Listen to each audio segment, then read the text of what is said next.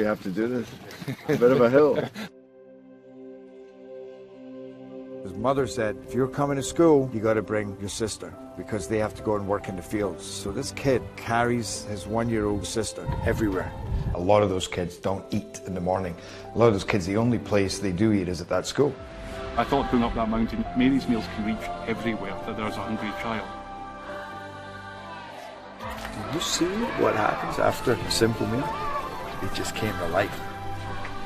Love reaches everywhere.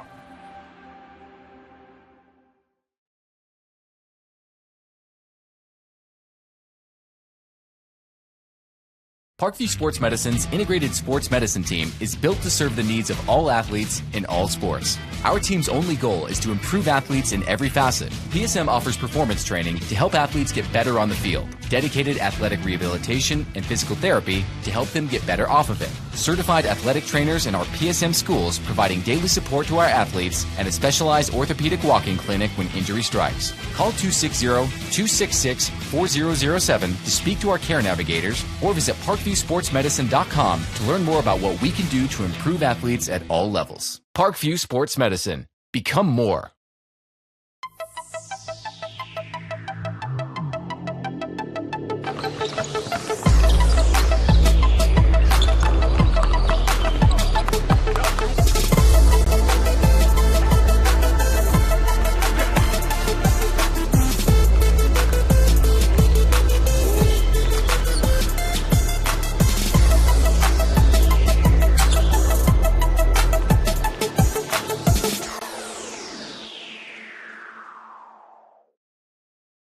Joint pain, sprains, strains, or a possible broken bone? Make the Parkview Ortho Express Walk-In Clinic your first stop when you have an orthopedic or sports injury. Call 260-266-4007 for more information. Welcome to the Summit City, home to the 260's dedicated high school athletes and fans. Each victory and celebration captured by our cameras. Treasure the highlights from the Summit Athletic Conference this season, or complete games live or on demand. After all, nobody's more proud to call Fort Wayne home than SummitCitySports.com.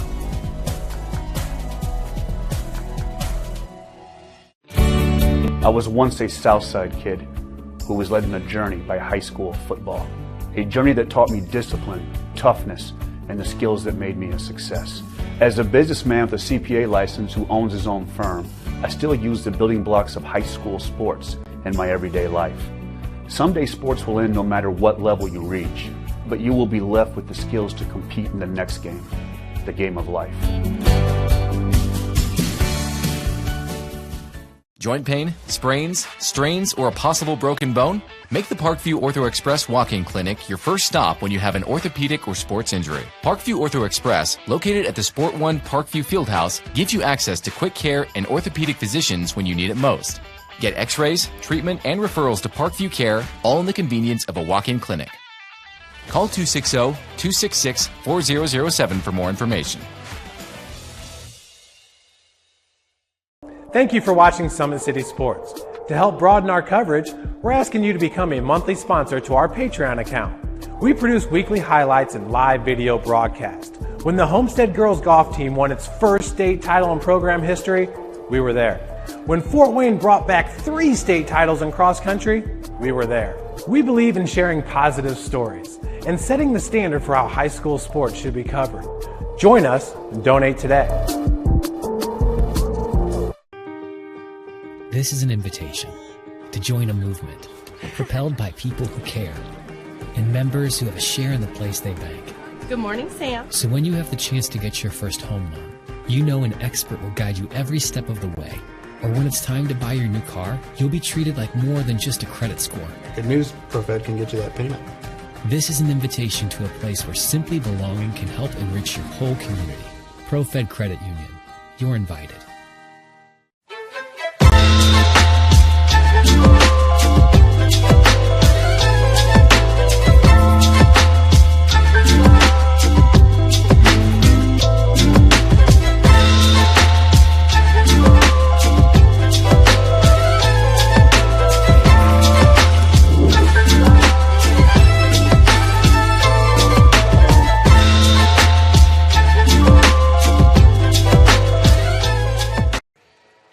Ladies and gentlemen, welcome to the Parkview Sport One Ice House for the second of our Memorial Cup semifinal doubleheader. Tonight's second matchup features the number 2 seeded Fort Wayne Vipers and the number 3 seeded Carroll Chargers.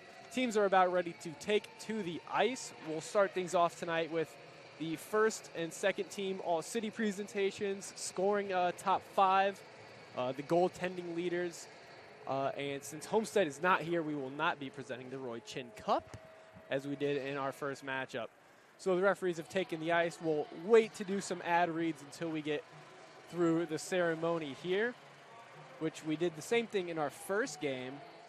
And I can't quite remember how many players from each team in this game were on those teams, but I'm sure there will be a solid Vipers contingent. Alongside me tonight on color commentary is, of course, Brandon Porter, and our cameraman for this evening is Hunter Sosenheimer.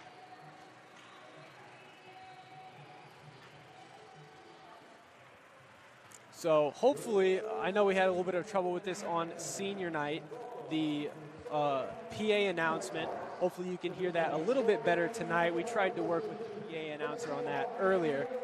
So I'll go ahead and be quiet, and we'll listen into the PA announcer here, Todd Muhammad.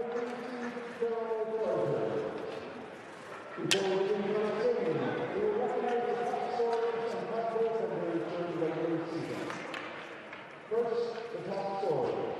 In 5th place, the Carroll 4 assists for a total of 14 points. From the Carroll Chargers, Nolan Blakely.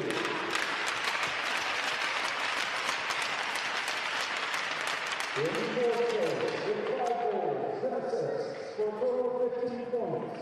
From the Fort Wayne Vipers, Jared Mahoney.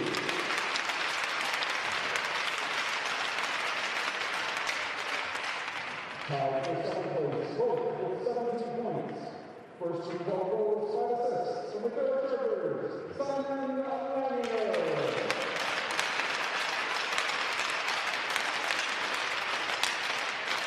And with 10 goals, 7 assists from the Homestead Spartans, Zachary Waller.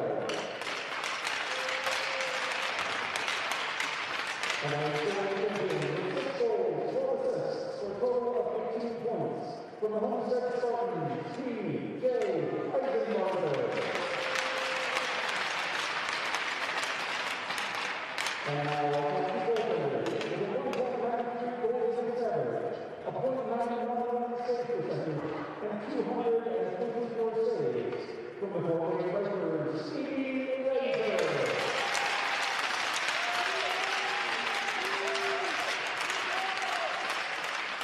And our top goaltender this season with 1.53 goals against average, a .927 save percentage, and 253 saves. From the Homestead Spartans, Lane Copeland.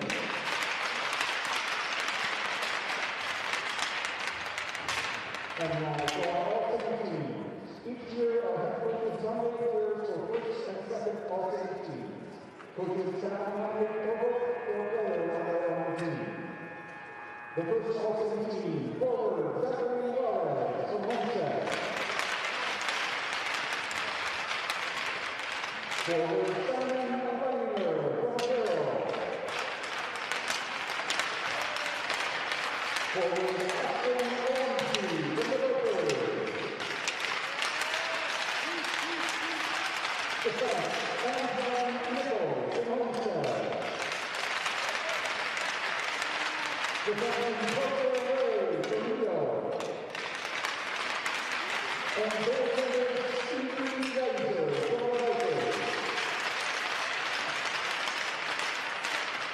For second all-state team, forward Matt Jeanette, Homestead. Forward Logan Robinson from Rio. Forward Chris Collin from Carroll. Defense Brandon Ansella from Homestead. Defenseman Trevor Grabla from the Vipers. And David Copeland from Homestead. This is the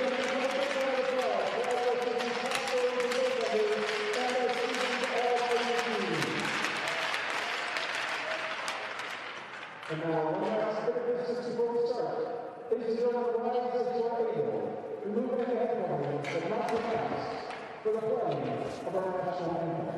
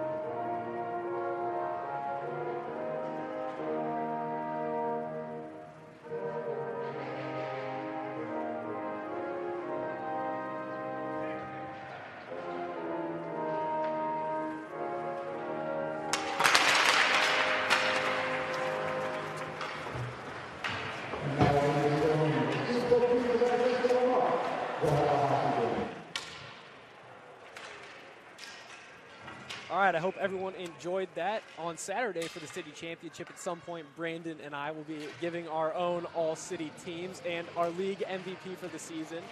So something to look forward to, maybe more for Brandon and I than for all of you listening. But with that said, we're going to go ahead and hop into some sponsorships while the teams get their warm-up underway. Today's broadcast is, of course, brought to you by SummitCitySports.com. Follow us on Twitter at 260sports. Like our Facebook page, Summit City Sports. And be sure to subscribe to our YouTube channel. The Kelly Automotive Group is Indiana's #1 automotive group with over 1,000 new vehicles and 500 pre-owned vehicles to choose from. Please visit drivekelly.com. Simple, transparent, and reliable. Tom Steel Tire has been servicing the Fort Wayne area for over 40 years. It will help you find the perfect tire for your vehicle and other auto repair services like brakes, wheel alignments, engine diagnostics, and more. Their north location is 2620 North Clinton Street, and their south location is at 3530 West Jefferson Boulevard. You're not invited to join ProFed yet, but right now, go to the Big Eyed Fish, which has been around the Northeast Indiana area for generations. Like their Facebook pages for updated promotions and enjoy the best fish in Fort Wayne in a family-friendly environment at the Big Eyed Fish. Now you're invited to join ProFed Credit Union, where we get to know you to better serve you. Sign up online in 5 minutes or stop by a branch today. Join ProFed and start owning your financial future at profedcu.org. At Ottenweller Contracting, we invest in our customers by providing peace of mind during the entire process, from bid to build. Visit OttenwellerContracting.com. Summit Volleyball trains and builds the highest quality volleyball players in the area. From ages 5 to 18, our players are equipped with elite level skills and the foundation of life skills. Jump on board and together we can reach the summit. Anderson Heating and Air Conditioning is dedicated to providing the best possible solution for your home or business. A system and solution that fits your unique needs. Visit AndersonCoolHeat.com or call 260-557-0958. LA's Teca Mexican Restaurant has been a Fort Wayne favorite since 1973. LA's Teca Mexican recipes are sure to tantalize your taste buds. Visit LA'sTecaRestaurant.com for more. iCryo specializes in whole body cryotherapy, body sculpting, cryofacials, infrared sauna, and compression therapy services. Check out Jalen Smith's signature location on Coliseum Boulevard by Blaze Pizza.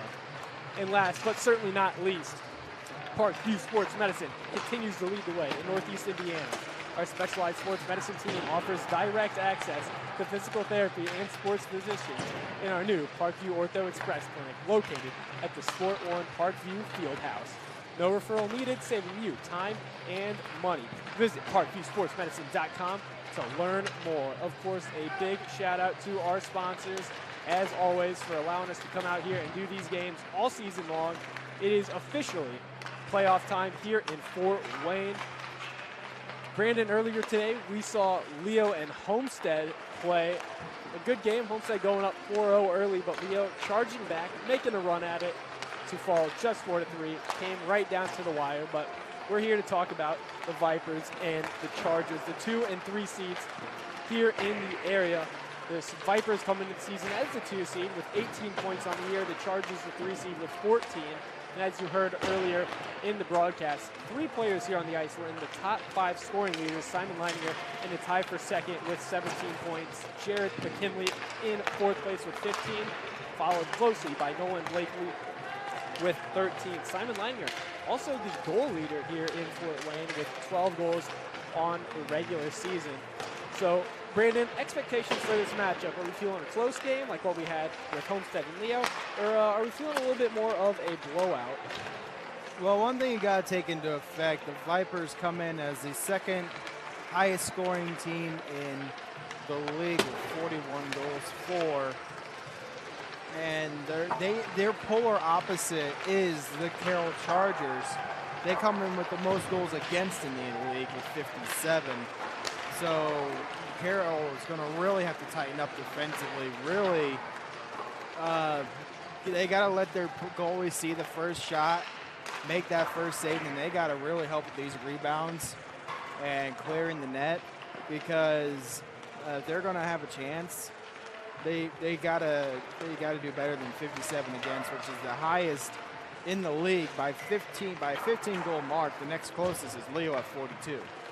Yeah, you said it. Defense/goaltending, a big concern for the Chargers. Did a decent job handling that last Wednesday in their 4-2 win over Leo. But just taking a look at the stats for Carroll, goaltending-wise, Jared Reinhold, a .901 save percentage and a 3.5 goals against. Carson Carteau, a 3.98 goals against and a .88 save percentage. Not sure who the starter is going to be tonight. I would probably lean towards Reinhold off the stats, but I'd say Reinhold and Yeiser. I would agree with that statement. I think Carroll might have a bit of a rotation. I don't know how strongly they stick to that, but I believe it would be Carteau's turn if they're just splitting the starts 50-50. So we'll keep an eye on that here as the teams kind of congregate around their nets and get ready to get this one going. You said it, Steven Yeiser probably going to be the goaltender of choice for head coach Stephen Yackley of the Vipers. He's coming into tonight with a 1.93 goals against average and a .911 save percentage. The first team All-City goaltender, if I heard that correctly. So a solid season yet again for Steven. And it does look like it's going to be him. He's still hanging around the net. For the Vipers, it's going to be the offense. It's been a little bit slow lately. You know, they had 2 goals last Wednesday, bumped that up to 4 last Thursday, and a big win against Homestead. They have previously beaten Carroll by a score of, I think it was 7-1, not too long ago. And a team that's got 41 goals on the season in 15 games, certainly no slouch.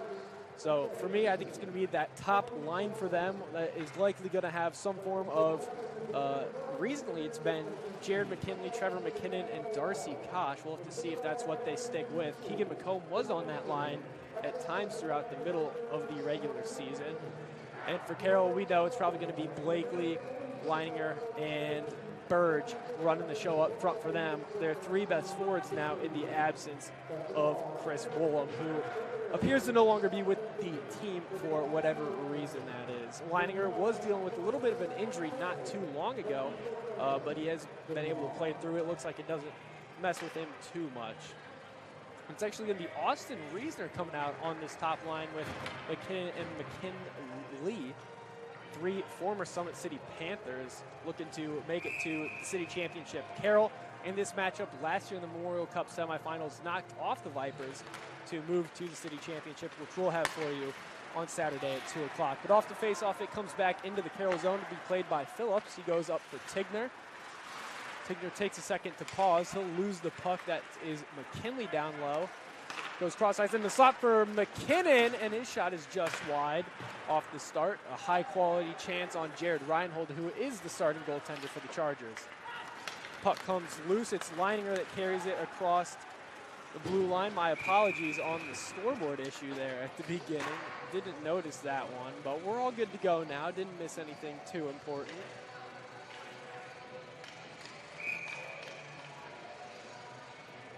So the face-off will be in the right corner of the goaltender Yeiser. It's Ormsby against Blakely in there.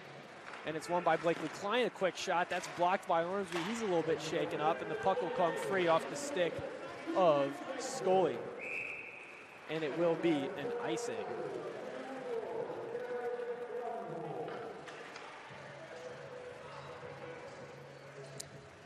Going with the four-man officiating crew here in the playoffs. It looks like our linesman is going to be Kohlmeyer and Salkeld. The officials, Kleinschmidt and Clark, who we've seen do some Fort Wayne Spaceman games here in the past few weeks. That puck is rimmed up the wall to Bertels. He turns it over to Burge, and it's dumped right back into the corner. Tried to send out by Blakely. It's still battled for. Now Ormsby tries to go cross ice. He fans. Lanier in the middle of the ice. His shot can't get it off. Now Burge sends it into the corner where it's recovered by Blakely. Sends it down low. Lanier is going to pick it up. He's bodied by Ormsby. Bertel's there now. Burge trying to get it up ice. It goes to Clanky. He fires into the corner. Burge. Now Klein, a slap shot. That one's in Scully. A rebound by Blakely. It still bounces around in the slot before Ormsby gets some control and brings it ahead. Gains center, and he'll just shovel that one into the zone to be played by Reinhold. Klein picks it up, reverses it for Clanky into the corner. And it comes up the wall. The Backstrom who holds it in for the Vipers. Now it's on the stick of Leininger. He carries it through center ice and sends it in. Brown back on the retrieval for the Vipers. He's met at the wall by Ringenberg. It gets past him, and now up to McComb. McComb's pass is into the skates of Ian Scott, but he regains, and he'll shovel it into the glove of Craig. He tries to clear the zone. It gets deep. Ian Scott with a chance. It's still in front of the net, and it'll be cleared out by the Chargers. Backstrom will go back for it for the Vipers. Goes D-to-D to Christian Brown. He tries to go into the middle of the ice, but fans on it and is sent into the Carroll zone. Tigner looking up ice. He's got Davies, who just tap passes it to Backstrom, who is wearing the wrong colored jersey. It comes to Brown. He's got options. Puts it in the skates of Koch, and Koch takes a tumble. Now Drexler gets it into the Viper zone. Ian Scott around his own net, sends it up ice to McComb, who's got time and space. And he'll just chip it in. He's bodied by Ringenberg and will go for a change. A penalty is going to be called. I would assume it's on that play from Ringenberg for a rough. It is going to be him. He didn't think it would be, and it is. Not sure if that one got caught on the replay or not. It was probably just out of the frame. So the Vipers with an early chance here on the power play. We saw their power play improve drastically from last Wednesday night to last Thursday night, where we were pretty critical of it on Wednesday, Brandon, but did a good job recovering on Thursday, and we'll see if those improvements hold. The part we were critical of was the breakout. Yeah, I don't know what was going on last Wednesday, but they definitely had it ironed out Thursday. Let's see if they can continue to have it improved on. Well, so far so good, as it's into the zone on the stick of McKinnon. Actually, it's going to be called offsides, but Canablo showing some patience there, not trying to rush the play, and nearly get it into the zone there, just a hair offsides. We've seen this first unit for the Vipers at times be extremely potent, score a lot of goals. The talent is definitely there. A great four-man forward unit, and add on to that is Canablo. And it's a solid group for the Vipers.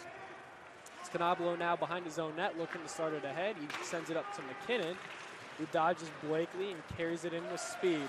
Cuts to the middle, and it comes to Ormsby, who sends it across for Reisner. Ormsby has it again, looks to shoot. It's deflected, and it's into the corner where Ormsby is on it again. Sent up the wall where it's Canablo with it. Walks the line a little bit and sends it back down to the corner. McKinley behind his own net, slows things down and sends it up to Ormsby, who's able to handle that pass on an awkward angle. Reisner now behind his own net, dodges Klein, who's still riding him right there. Klein making a great individual effort there, and that puck will come free. Ormsby turns it right back up ice, thinks better about it, and will just regroup with Canablo in their own zone with under a minute to go. Canablo fans on a pass. It's a good thing he did. But Blakely comes away with it anyways. A little bit of a chance here. and he scores right off the rip. Nolan Blakely, a shorthanded goal for the Chargers, and they're up 1-0. Just 4:10 into the first period. Nice forehand backhand. Comes inside the zone here. He steals it all by himself. Nice forehand backhand. Or maybe it's backhand forehand. Not sure what handedness Blakely is. Well, whatever it is, it fooled Yeiser. He looked kind of lost on that one, sliding to the middle. Short-handed.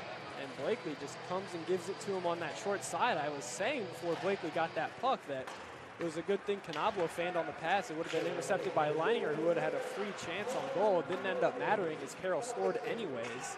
That's a big goal for the Chargers, shorthanded, to get the first one on the board. So we'll see how this one goes. Still about 15 seconds in the power play. And Burge will knock it free. It's DeGroot now. Burge on it. And he's got one-on-one with DeGroot. DeGroot sticks that one aside and sends it up the wall, where it's met by Tigner and just sent right back in. Penalty is over for the Chargers. Ringenberg back out on the ice. As it's on the stick of Bertels now, starting to bring it forward. He goes across for Spear. He'll gain the zone and send it into the corner, where Clanky just picks it up for Carroll. Rims it around for Ringenberg, who goes cross ice for Burge. He's got a foot race with McComb. It's going to slowly trickle down onto Yeiser and not be an icing.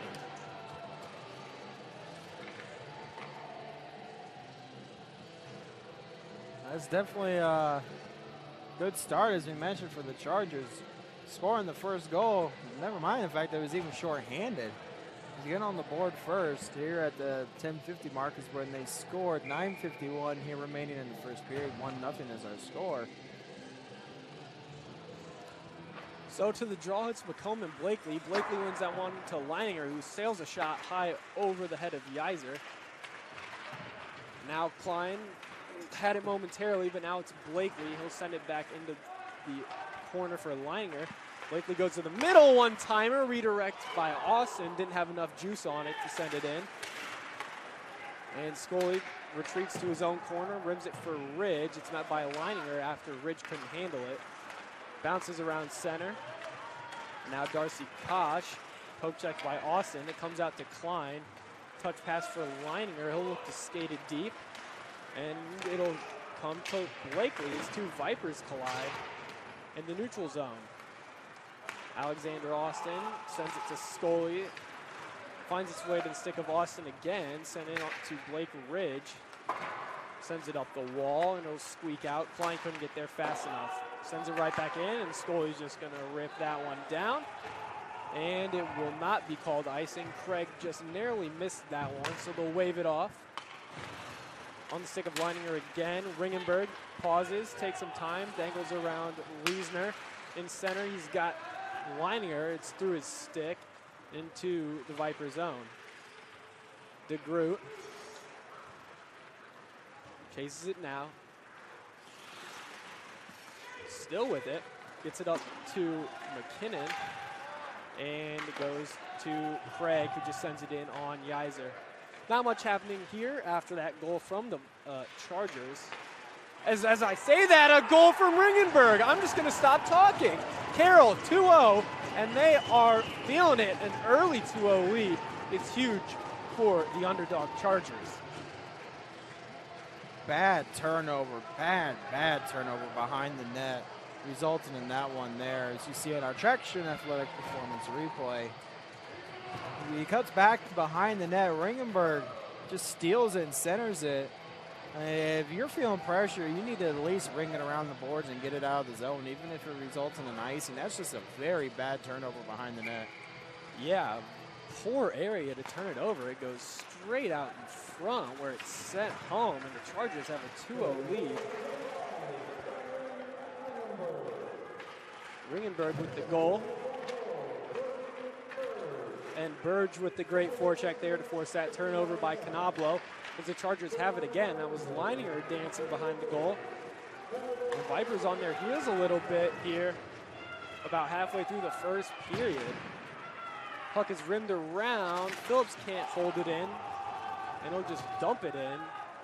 Chargers offside, so we'll have to regroup. And DeGroot has some time to send it ahead. Bertels almost got lit up like a Christmas tree. Ormsby now into the corner. He's guarded by Phillips. Now it's behind that. Ormsby out in front, misses it. Brown a shot, turned aside by Reinhold and sent down where that will be an icing off the stick of Drexler. Well, as I say, nothing is happening. Something happens, and now Carroll is up 2-0. So how about that? You did that earlier, too, in the Leo game when you talked about Park not being as offensively productive as you thought he would be, and then about, what, a second, 2 seconds later, he rings it in the net? It was like right afterwards. But the key difference there, as I said, I was looking at Park to score a goal to get Leo going, and then it happened. Here, I was just saying nothing was happening. So you're doing that twice. So what's the lottery numbers for tomorrow, by the way? I don't know. I'll have to think on that one a little bit. As McKinley tries to stuff one, that one is blocked. And now in the corner, it's Burge that comes away with it. Tries to clear it. It's turned over. Reasoner with it now. And there's going to be a penalty. Carroll going on the power plays. It looks like it's McKinnon that's going to go for a cross check. Cross check. 6:55 this comes at. You mentioned Carroll on the power play now, first time of the match.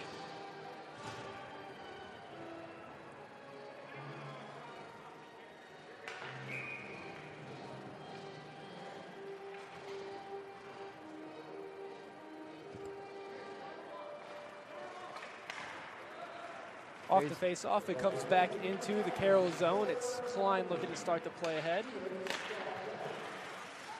Can't quite get it as it was deflected by Ian Scott. Now it comes up to Brody Burge. Blakely settle things down a little bit. Gets situated. It's into the skates of Klein. He's able to handle that one. Now Ringenberg, he's got a goal. 2-on-1. Burge in the middle. Can't quite get it through. It was a great play by Carter Canablo. Breaks that one up. Klein, a shot off the wall. Is blocked before it gets to Yeiser. Now ahead comes Canablo. And he'll just fire one in off the pad of Reinhold. Easily turned aside, and it's Klein with it. Now Clanky leaves it for Blakely. Up to Burge. As he's quickly closed on by Ian Scott, he just sends that one into an open area. He finds it again himself. Canablo behind his own net. Sends it out front to McComb, who just dumps it right to Clanky. He can't handle it. Now Scott comes ahead. Gains the blue line, dumps it in, will get it himself. Tries to just send one right on net from the goal line, but fanned on the play. There goes cross ice. Intended target was Burge, just out of his reach, but Burge comes in and he'll dump Scully. Ringenberg picks up the puck and sends it in. They'll change with 40 seconds left on the power play. Phillips now for Carroll, dumps it in. Carroll not really getting anything set up here on this power play. Spear tips the puck up to himself with a burst of speed. He splits the D, alone, score! A shorthanded goal for the Chargers, and now a shorthanded goal for the Vipers. We got a 2-1 score. The goal's coming quickly now, Brandon. Really, it's not what you'd expect. Normally on the power play, you're expecting power play goals, not two shorthandeds in the same period, almost 5 minutes apart from each other. Yeah, you said it, but we talked about it in the earlier game. We've had instances with a lot of blocked shots, a lot of icings, a lot of pucks out of play. I said I was hoping for this one, a lot of goals, and so far that looks to be potentially true. So again, what are the lottery numbers tomorrow? So you can see the future apparently today? 21-71. And then how many more do I need? I don't know. I don't play the lottery. I don't either, but we'll go 4 more. And then so 21-71. I'm thinking here. 37-7.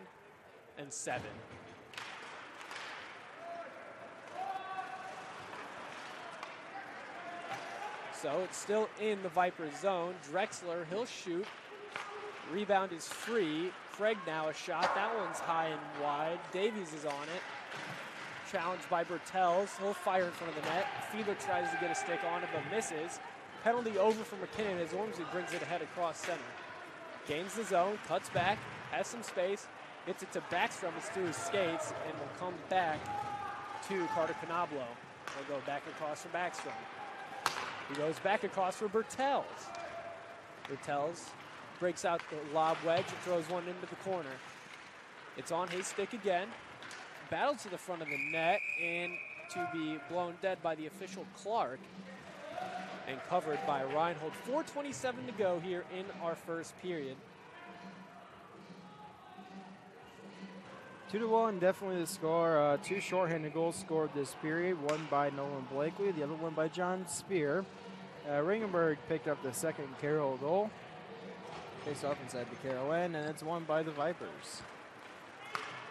Comes out to Leininger, misses his stick and will go down. No icing called. Canablo is back first. Misses the puck, so McComb comes through and picks it up. Blakely and Leininger are both there for the Chargers. It's Leininger that has it. He tries to send it back through his legs to Blakely, who's covered.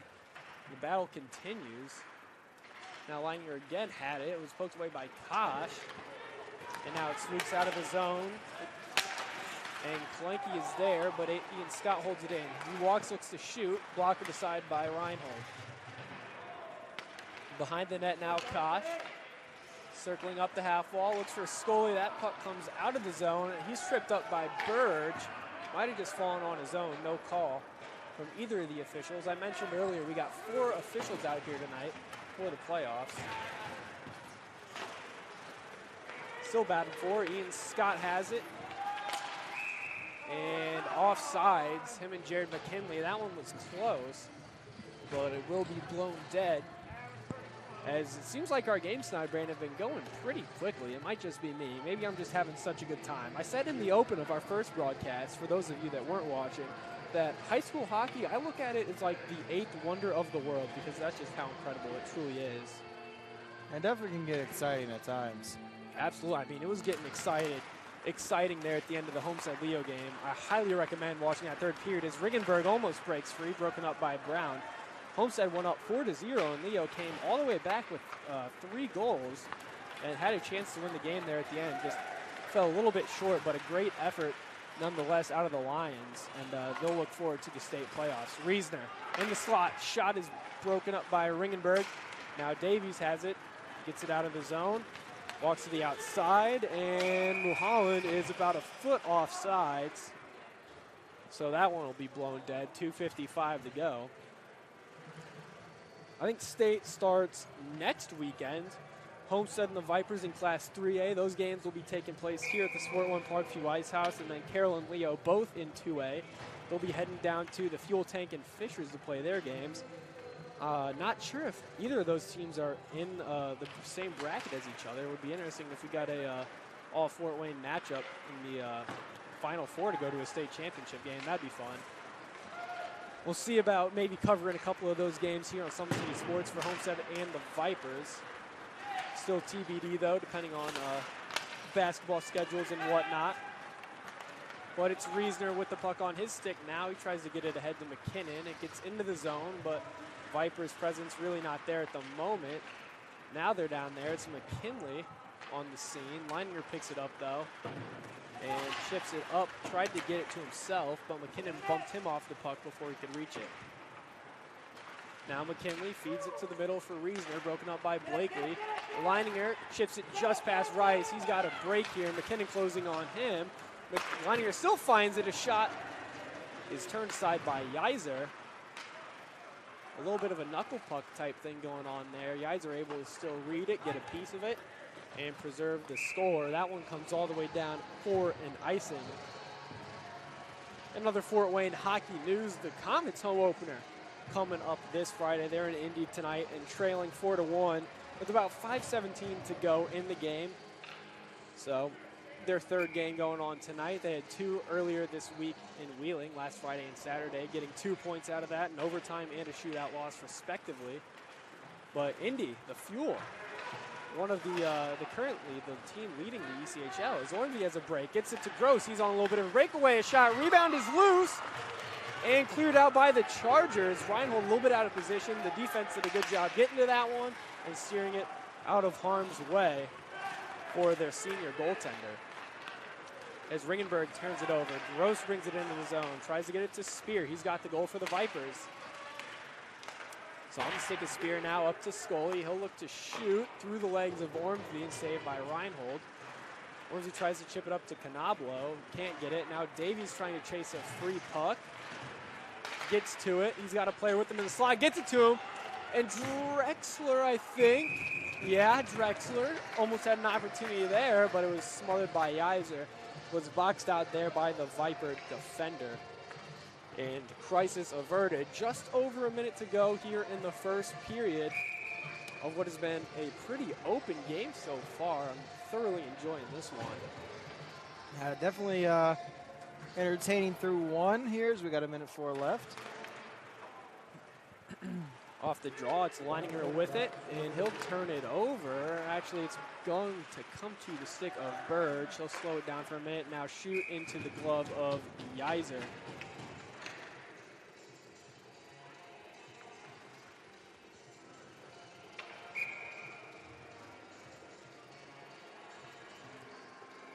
Blakely and McKinley into the draw that's to the right of Yeiser inside the Viper zone. Blakely wins that one. Klein, a quick shot off the pillow of Yeiser. A backhand from Burge goes high. Now it comes up to Leininger. He sends it back down for Blakely, who's got a stick but still has the puck. Had a stick up in his business, I should say. A little bit of a stick in the arms. Able to keep control of that one as Leininger sends it down for Burge, who plays it ahead to Blakely, who plays it back down to Burge.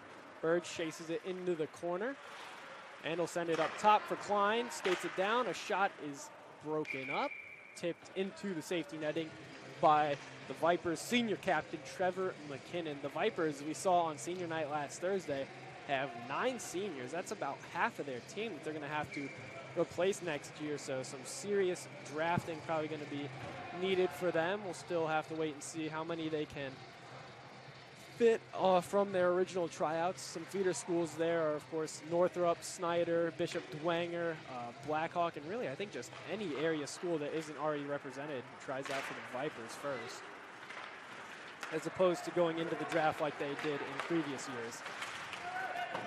So McKinnon chases the puck down into the corner. That's Clanky there. Klein rims it around where the Groot holds it in. Tipped by McKinley. It's still sitting there. Bertel's into the corner, and the first period will expire. So 2-1 score after one. You're watching Indiana High School on SummitCitySports.com.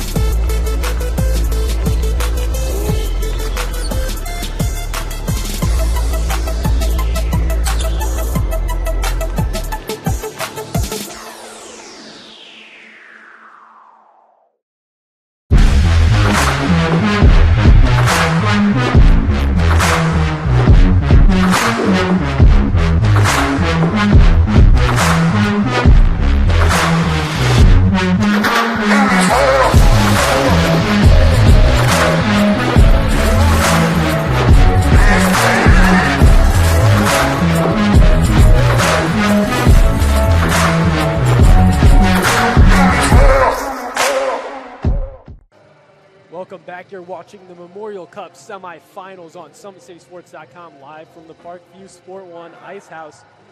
Through one, it's Carroll leading 2-1 off a shorthanded goal from the Chargers and a shorthanded goal from the Vipers. Not what we would usually expect, of course. The Vipers a pretty good power play, so a little bit surprising to see a shorty giving up on their part. Just a little bit of a discussion still going on between the officials before we get things started here for the second period. 15 minutes are on the clock, and it looks like we're ready to go. Kleinschmidt going to be dropping the puck for us. We got 4 officials tonight, as I've mentioned. For the playoffs, not something we usually have, normally just 3. These two teams, well, at least Carroll and Leo actually played with just 2 officials last Friday. As it's into the Vipers zone, it's Bertel's now with it. Sends it back for Ridge.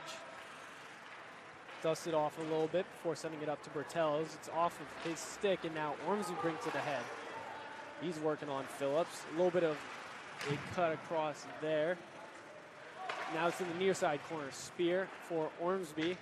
Now Bertels, after Ormsby didn't pick it up. Bertels trying to fight to the center.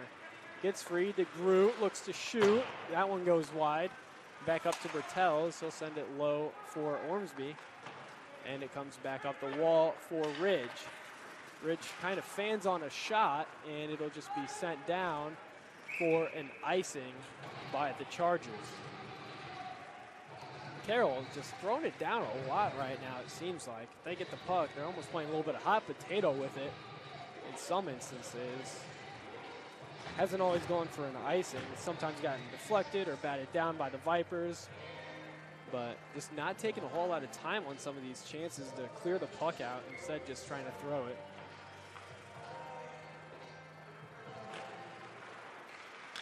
Draws a little bit of a tie-up. It comes to Scully eventually. He heels a slap shot, and it's Klein that tries to break it out. Comes to Burge. He looks, goes cross-ice for Leininger. It's deflected by someone, and Leininger going to circle through his own zone. A bad turnover right to Reasoner in the slot. Shot is blocked by Klein, who gets the puck. Now it's on Burge's stick, chipped up to Leininger. He's scared of a hit from McKinley, so he leaves it go. Now Reasoner for the Vipers has possession coming across the blue line. Still working for it. And still has it temporarily. It finally comes free. And is rimmed out of the zone and down for no icing. As Canablo is there for the Vipers. Puts the brakes on Blakely, but he loses it. Leininger there. Sends it to the middle for Burge, but that one didn't make it there. Now to Burge, and that one is not going to find a home in the back of the net either. McKinley now does a little spin move on Blakely and backhands it up to Burge, who's wearing the wrong color. Now it's on Leininger's stick. Dangles around Reasoner, dangles around McKinley, and a shot is into the pads of Steven Yeiser. And we've got a little bit of extracurricular activity. The linesman coming to quickly calm Austin Reasoner down. Simon Leininger ended up on his knees somewhere. I was looking away, so I didn't catch what happened. I think he might be going to the sin bin. No, just gently guiding him so nicely out of the zone into his own bench. Jacob Kohlmeyer, what a nice guy. Yeah. He's always fun when he's on the ice. 12:49 left here in the second period. 2-1 is our score. Shot from Tigner is high. It's knocked down by Yeiser and eventually covered.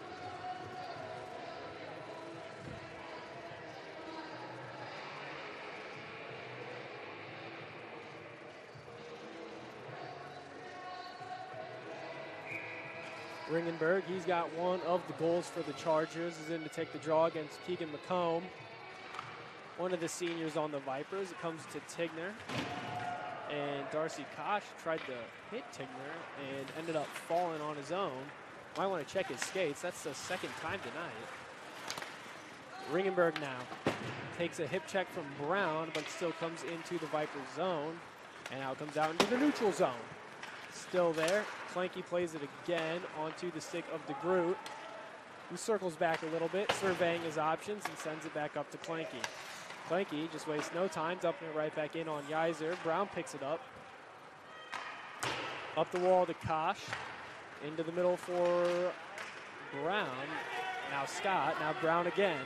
Across the blue line. Gets into the corner. Feeds one in front. It's there. Ian Scott couldn't get enough on it to send it home, and it comes to Davies on the other side of the net. He sends it across. Missed Ringensberg's stick. Will come down. Icing is going to be waved off, and it's the group behind his own net looking to start it ahead. Skating through a little bit of traffic, finds some open ice into the neutral zone. Still with it before Tigner takes it away. The Vipers changing. New players on, and Ormsby gives a backhand pass to Backstrom up to Ian Scott, who backhands it into the zone. That's Gross on the forecheck for the Vipers. He's worked on by Clanky. Gives Clanky a shove and knocks him down. And now Tigner has it. Fans on a stretch pass. Ormsby takes over, loses it to Blakely, who loses it to Backstrom. Battled for a neutral ice. It comes to Tigner at the Tech logo. Burge backhands up to Ormsby, who sends it into the zone. And Chargers will just take a second to slow things down. Clanky high off the glass. It goes to Backstrom. And Blakely holds that one in for a second. And now it eventually will come out to Ormsby. Across the red line, he just dumps that one in. Reinhold back to stop it, where Clanky will pick it up and look to start the break out ahead. Comes to Burge, and here we go. The Chargers up to Leininger. Cuts to the middle, a shot off the glove of Yeiser and into the corner. Clanky tries to send it for Leininger. Now it finds its way to Leininger in the corner. He just backed off and Ridge took over. Comes up the wall to Phillips, who holds it in. Gives some of a check back to Gross, but now there's a 2-on-1. Burge working the back check. McKinley and Spear. A shot is through the legs, it looked like, or just wide of Reinhold from McKinley. Phillips now, a stretch pass for Leininger. He's alone. Can he quite get his balance? He can. Backhand, score! Simon Leininger restores the 2-goal lead for the Chargers. And they're up 3-1.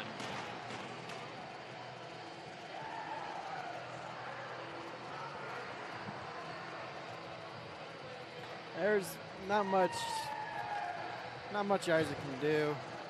Pulls it back to the backhand. It's probably a split second ahead of what Yeiser could do and slide over.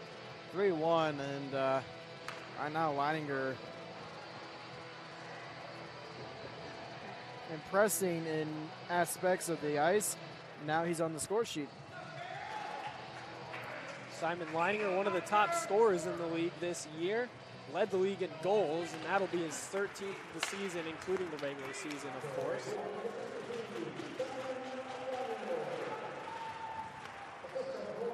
Comes up to Phillips at the top. He'll look to shoot. That one's high and misses the net.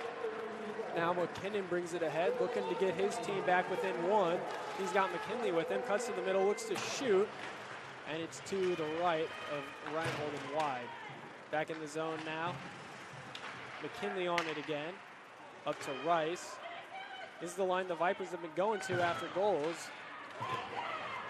McKinley, McKinnon, and Reisner as here comes the Chargers again. Davies a shot, blocked aside by Yeiser. Ringenberg gets to it for the Chargers.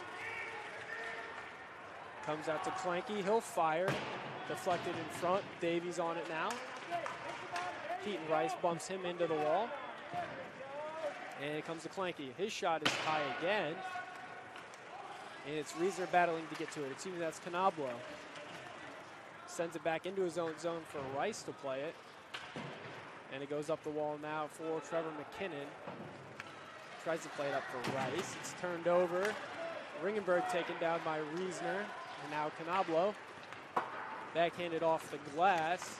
And retrieved by Clanky as the Vipers are going to try and make a forward change here. Clanky kind of skates himself into a corner, gave himself no options, and he turned it right over to the group. But now it's Burge with it for the Chargers. He's poke checked by Reisner, and Clanky will knock that one away. It looked to be tipped by Craig. The arm of the linesman is up, but it's not going to make it for icing, as the Groot is on it below the circles.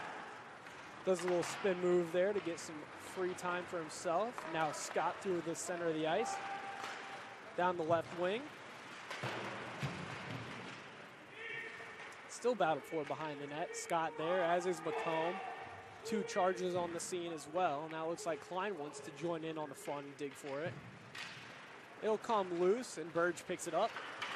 Tries a stretch pass, but that one's broken up, and Bertels has it. Just sends it back into his own zone. Schlenke there. Now Ian Scott in the slot. Bertels in the corner. Walks it up the half wall. But Klein has it. And here comes Blakely. Tries to dangle through Scully. Scully says no to that one, but it comes back down into the corner for Blakely anyway. He's tried to feed one in front to Burge. Didn't really get good wood on that one, and away with it comes Scully. Gains the blue line, goes wide on Clanky, but we're going to have offsides called. And that one will come back. 7 minutes to play, 3-1 our score. Carroll surprisingly up in the lead here.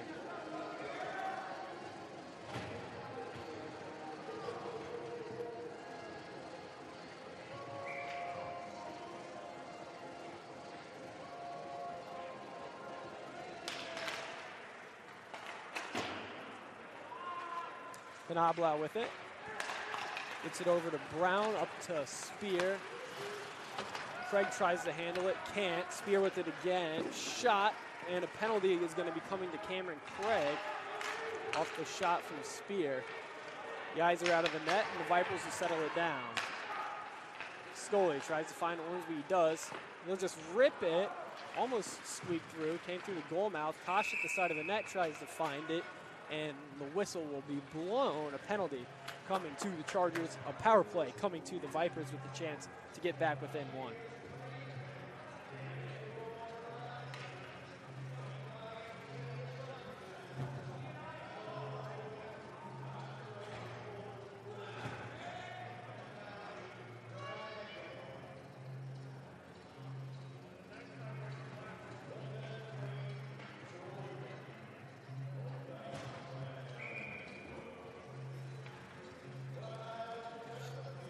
Griesner into the draw for the Vipers. He's going to lose that one.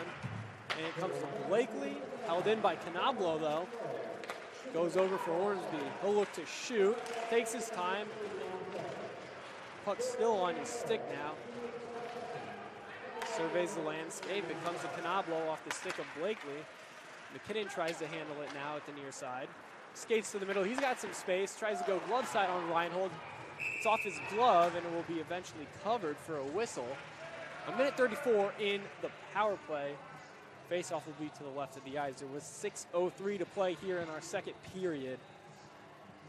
Second game of our Memorial Cup semifinal doubleheader. Memorial Cup finals will be coming to you here on SummitCitySports.com. Saturday at 2 o'clock. That game will likely be able to be found on YouTube alongside Twitter, Facebook, and, of course, SummitCitySports.com, where you've been following along all season long, as we've been out here for the majority of these games. Off to face-off, Knoblow able to hold it in. It's tipped by Riesner onto Yeiser. He's able to turn that one aside. Ormsby up top for Knoblow. Walks it across to McKinnon. McKinnon looks to shoot. Tries to go short side. Had some room there. Reinhold gets the glove up and across to smother that one.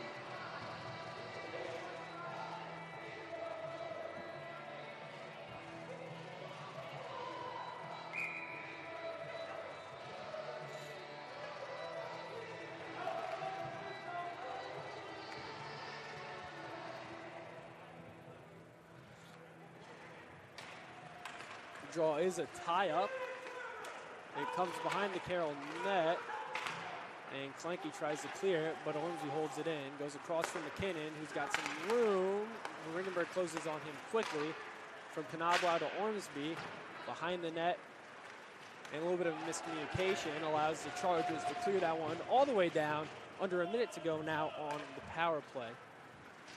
Knoblow starts it ahead off to Riesner. Excuse me, that's Ormsby. Ormsby can't quite handle that one, and it's a 2-on-1 for the Chargers. Ringenberg and Burge across to Burge. It's in his skates. He can't corral it in time to get a shot on goal. McKinley on there with the battle for Burge. Now Knoblow, he's bumped by Ringenberg, but McKinley is there to pick up the puck and bring it forward. Goes cross ice for Ormsby. Working on Klenke, and he's forced to turn into the corner and settle things down. Knoblow, as he comes into the zone, picks that puck up, walks down the left wing, looks to shoot. Low shot, looked to have been blocked by someone in front. Now Ormsby at the top of the point for McComb. Pass isn't in a good spot for him. He can't handle that one. Penalty set to expire right now. And it's poked free to Drexler. Burge gets it. He's in all alone. Brody Burge, shot, glove saved by Yeiser.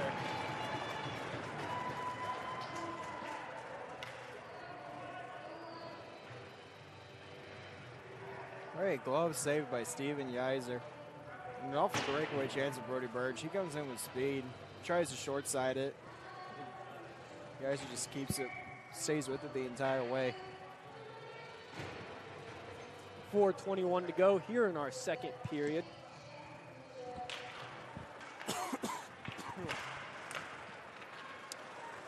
Now Spear clears it out of the zone. Kosh tries to chase it down. It's on the stick of Scully. Comes free to Davies. He tries to send it up ice for Blakely. It misses and will go down. No icing called. Kohlmeyer waves it off at the last second as DeGroot got to it before it reached the goal line. Now it's for Spear. He tries to have some speed past Klein, but Klein does a good job of cutting that one off and allowing for some reinforcements on the back check. Phillips sends it up to Davies. DeGroot pitches on him, lifts the stick, takes it away, and it's on Phillips' stick now. Spear tried to take it away from Phillips.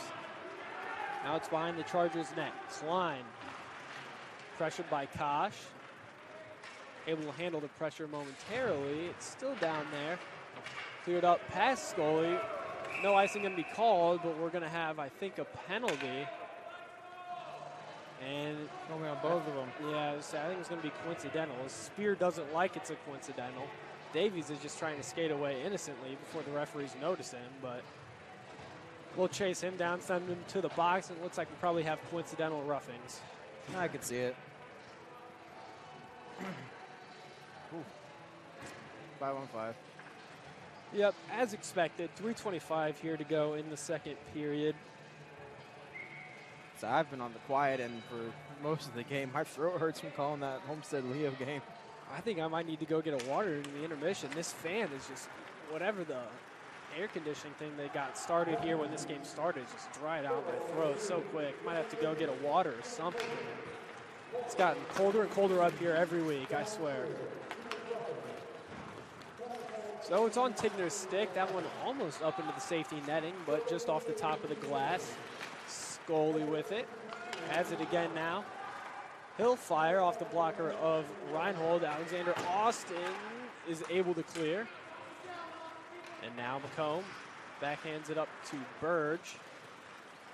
Dances around one. Can't dance past McComb and keep control. We're going to have an offsides called. 2:45 to go here in the second period of play.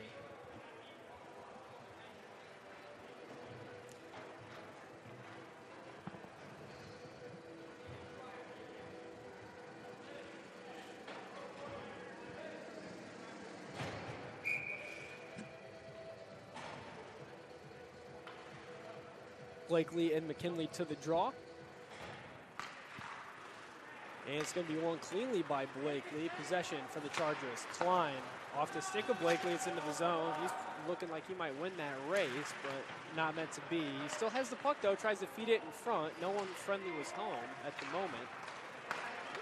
It did go all the way up top to a Chargers player, and we're going to have cross-check. And I think this one is not going to be coincidental. It looks like it'll be Jack Backstrom headed to the box for the Vipers as he takes the skate of shame to the sin bin. The Chargers, a power play. It's Backstrom. Backstrom might just be me, but he's seen an increased role here for the Vipers the last few weeks.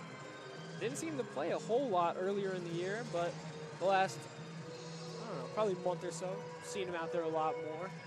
So the Vipers going to need to rely on some of those younger players next year. Like I mentioned earlier, 9 seniors, but off the draw, it's into the corner where Burge retrieves, sets it up, gives it back to Klein, who shoots, tipped in front. The rebound was there. A stick wasn't ready for it. It will eventually come to Yeiser, who will hold for a face-off. Off the shot from Klein, the rebound kind of bounced out off of a tip, but Leininger just wasn't close enough, wasn't quite ready for it. It was kind of bouncing around, unable to send that one home. He's already got 1 goal tonight. A nice little backhand move that made it 3-1. Blakely wins that draw. But it comes to Canablo and cleared out. Clanky can't hold it in. He will get back to the puck first. Goes across for Klein. And Leininger is going to lose that foot race as it trickles down onto Yeiser. And will be frozen for a face-off. 1:56 to go in the period. 1:28 in the power play for the Chargers. Would be big for Carroll if they could score another one to go on 3 goals heading into the intermission. That would be something. But as we saw, 3 goals, you can make that up. Leo was down 4-0. Scored 3 to make that one a game late. Just couldn't complete it. scored their first goal with 12 seconds to go in the second period, and then scored 2 in the first half of the third period. Just couldn't sustain that momentum after a penalty to Parker Ray kind of killed some of the energy they were building. Blakely picks it up now, looks to feed it to the center of the ice. A great play is broken up by Knoblau. Klein, a slap shot, is onto the stick like a pass for Reisner. And Reisner chases it down. Comes out to Blakely. He'll touch pass for Leininger with some speed. Leaves it for Blakely. Tries to go back to Leininger, but he kind of fanned on the pass. Interesting play there for the Chargers. That just didn't turn into anything. Would have preferred to see Leininger still continue more towards the center of the ice and cut back, but, you know, it's cool. That one will be an icing on the Chargers with the power play. The coincidental minors to Davies and Spear have expired. The penalty to Backstrom, though, has not. 30 seconds still remain on that one. Under a minute to go now in our second period of play.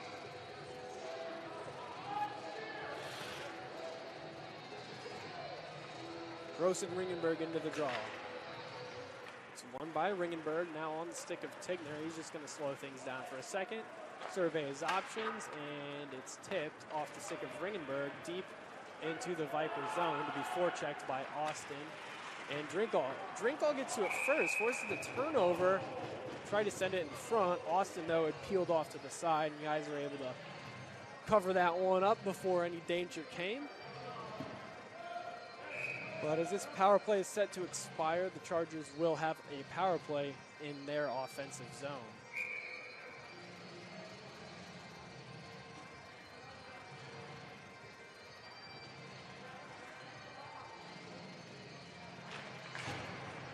Ringenberg wins that draw, but it's battled for on the half wall. It comes up to Ormsby, who will just send it down, and that'll about do it for the power play, killed by the Vipers. Klein looks to start it ahead, sends it up the wall to Austin. It's off of the heel of his stick and sent back to the red line and then past the goal line of the Vipers. The group pressured by Austin. It goes to Reisner in the corner. Sends it up to DeGroot. Now Spear with it. He can't handle the pass, so Klein with the backhand feed for Austin. It's off of his hands to Austin. Dump down. That'll do it for our second period of action. Heading into the intermission, it's Carroll leading 3-1. You're watching Indiana High School hockey on SummitCitySports.com.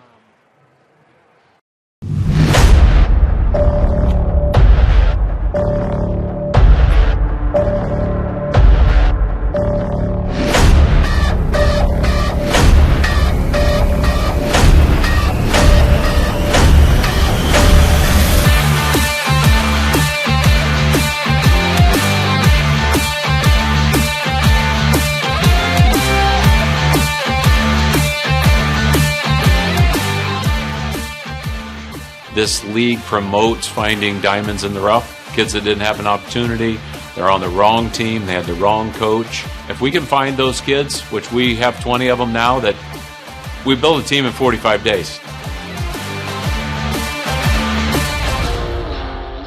I look at like the amazing facilities and like the coaching staff, like everything looked perfect for me. It's kind of a no-brainer for me. Here is, I heard, was very professional, and I had absolutely no idea there was such a big hockey community. Saw the amazing facilities here and coaching staff. Felt like it was a good fit for me. I noticed my confidence got up.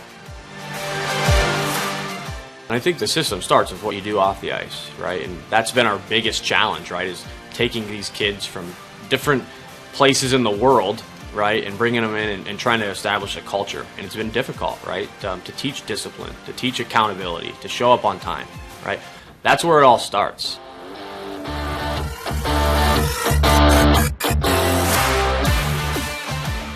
We have the resources that, frankly, other programs don't have, and we try to utilize them to the best of our abilities. I mean, they'll help each individual out as well as like all team stuff, so they do a good job giving everybody what they need to get better at or what they think they should be working on more. Our schedule's really nice during the week. We get a lot of ice time in the gym. All the facilities here are brand new, super nice, from the gym to the locker room. The rink is unreal as it is. We work out twice a week here, and our trainers give us as much of resources as they can to push us and make us better off the ice, to help us on the ice too. All of our workouts are kind of tailor-made for hockey players. And the coaching staff helped me get better, like offensively. John Solway helped me like work on my stride, my edges. His teaching is really good. He processes it in a way that makes it easy for us to kind of reciprocate what he's doing in a way that's kind of lower to our level. For them to see the professionalism and the support that they have, I mean, it's second to none. It's remarkable to see, these guys, getting the chance to, talk to the, people in the community and the kids, and the opportunity to really have that moment to themselves, right? And have that opportunity to essentially, live the day in the life of what it's like to play pro hockey, right? I mean, they're around the Fort Wayne Comets. Earlier in the year, guys were coming out, and helping the kids. And it's remarkable because they get to see what it takes to play at the next level. Not only Josh, but we've got Jerry Most, who helps with our goaltending, and Paris Duffus, who is a familiar name for Fort Wayne fans that really helps our goalies off the ice. And I think gives them the mental approach that they need to advance to the next level, as we know that's really important with goaltending. He preaches accountability. He always makes sure accountability on and off the ice, actually. He makes sure we're doing the right things off the ice, and we're more importantly doing the right things on the ice, making sure we're always just ready to go, ready to play, never having our minds stray throughout a game or a practice, always be just ready to go.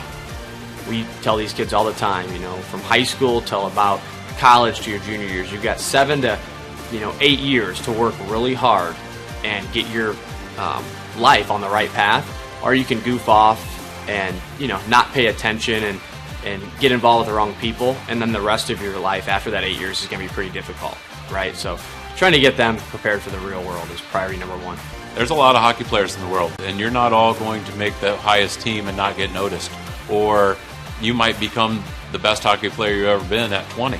You don't know when you're going to come out of your shell. So they have to have this opportunity to play, or they may never be seen.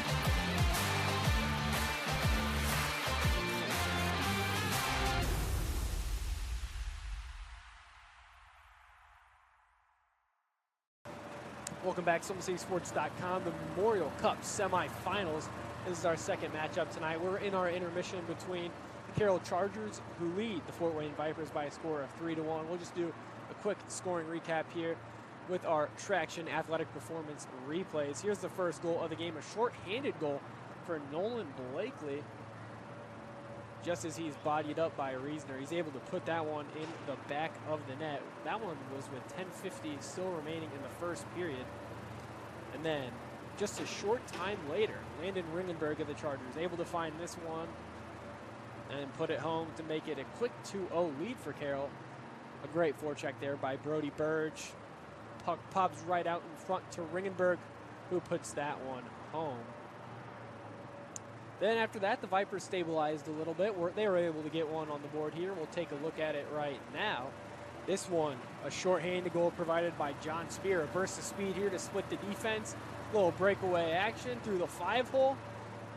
And a little bit of a bird celly to finish that one off. We love to see the cellies. Hopefully these teams bring it for the city championship, Homestead, and whoever wins our matchup here tonight. Then after that, Carroll able to get one back. Simon Leininger, a breakaway of his own here. And just a little bit of a backhand play, stretch pass, and doesn't really fake it. Just goes right to the backhand, takes a second, lifts it up. Yeiser couldn't find it. So that's how we got to where we are. 3-1 right now. Zamboni is about halfway done, so the team should be taking the ice here again shortly. We'll go ahead and step aside again. You're watching Indiana High School Hockey, the Memorial Cup semifinals on SummitCitySports.com.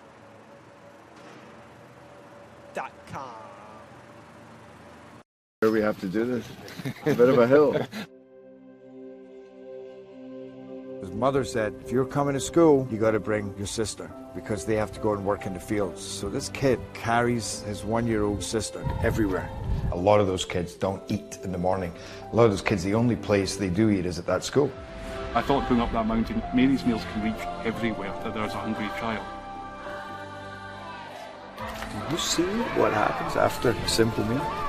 It just came to life. Love reaches everywhere.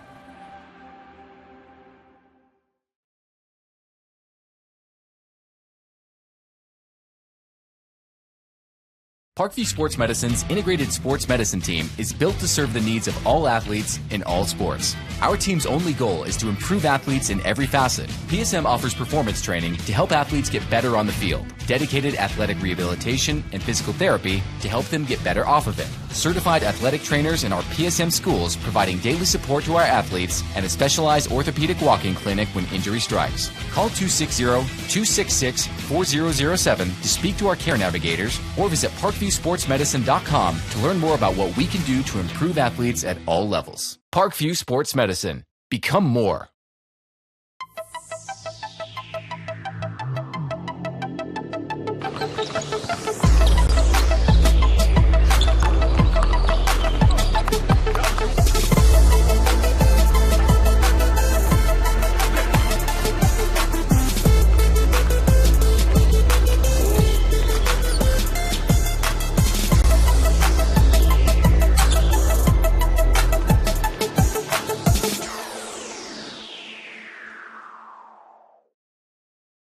Joint pain, sprains, strains, or a possible broken bone? Make the Parkview Ortho Express walk-in clinic your first stop when you have an orthopedic or sports injury. Call 260-266-4007 for more information. Welcome to the Summit City, home to the 260's dedicated high school athletes and fans. Each victory and celebration captured by our cameras. Treasure the highlights from the Summit Athletic Conference this season, or complete games live or on demand. After all, nobody's more proud to call Fort Wayne home than SummitCitySports.com.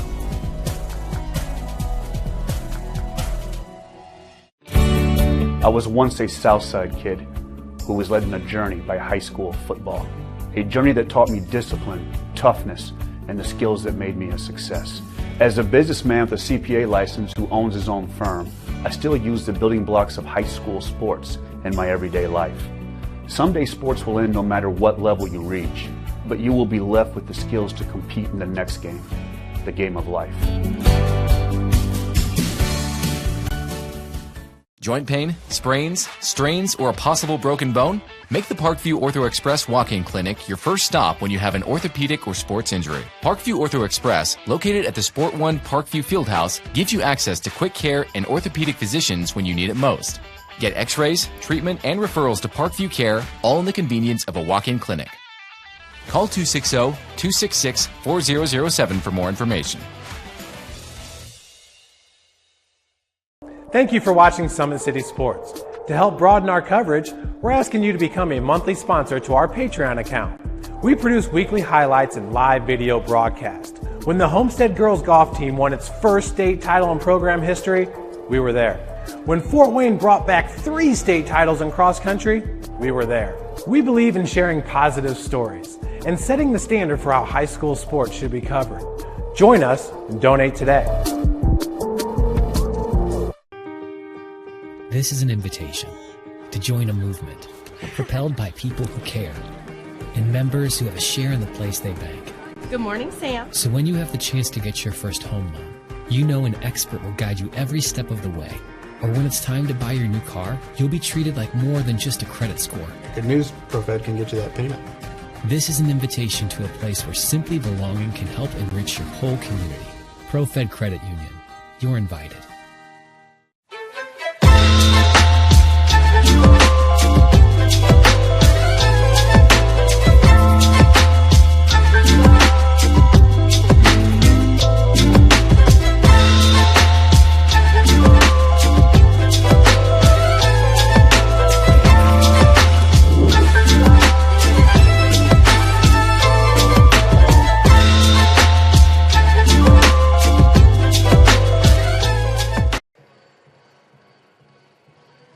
Where we have to do this?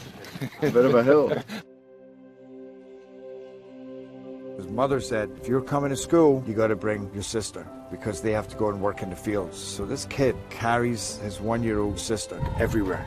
A lot of those kids don't eat in the morning. A lot of those kids, the only place they do eat is at that school.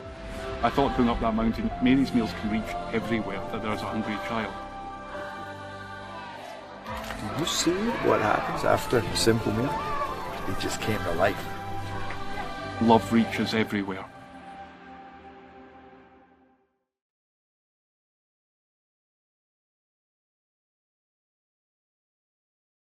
Parkview Sports Medicine's integrated sports medicine team is built to serve the needs of all athletes in all sports. Our team's only goal is to improve athletes in every facet. PSM offers performance training to help athletes get better on the field, dedicated athletic rehabilitation and physical therapy to help them get better off of it, certified athletic trainers in our PSM schools providing daily support to our athletes, and a specialized orthopedic walking clinic when injury strikes. Call 260-266-4007 to speak to our care navigators or visit ParkviewSportsMedicine.com to learn more about what we can do to improve athletes at all levels. Parkview Sports Medicine. Become more.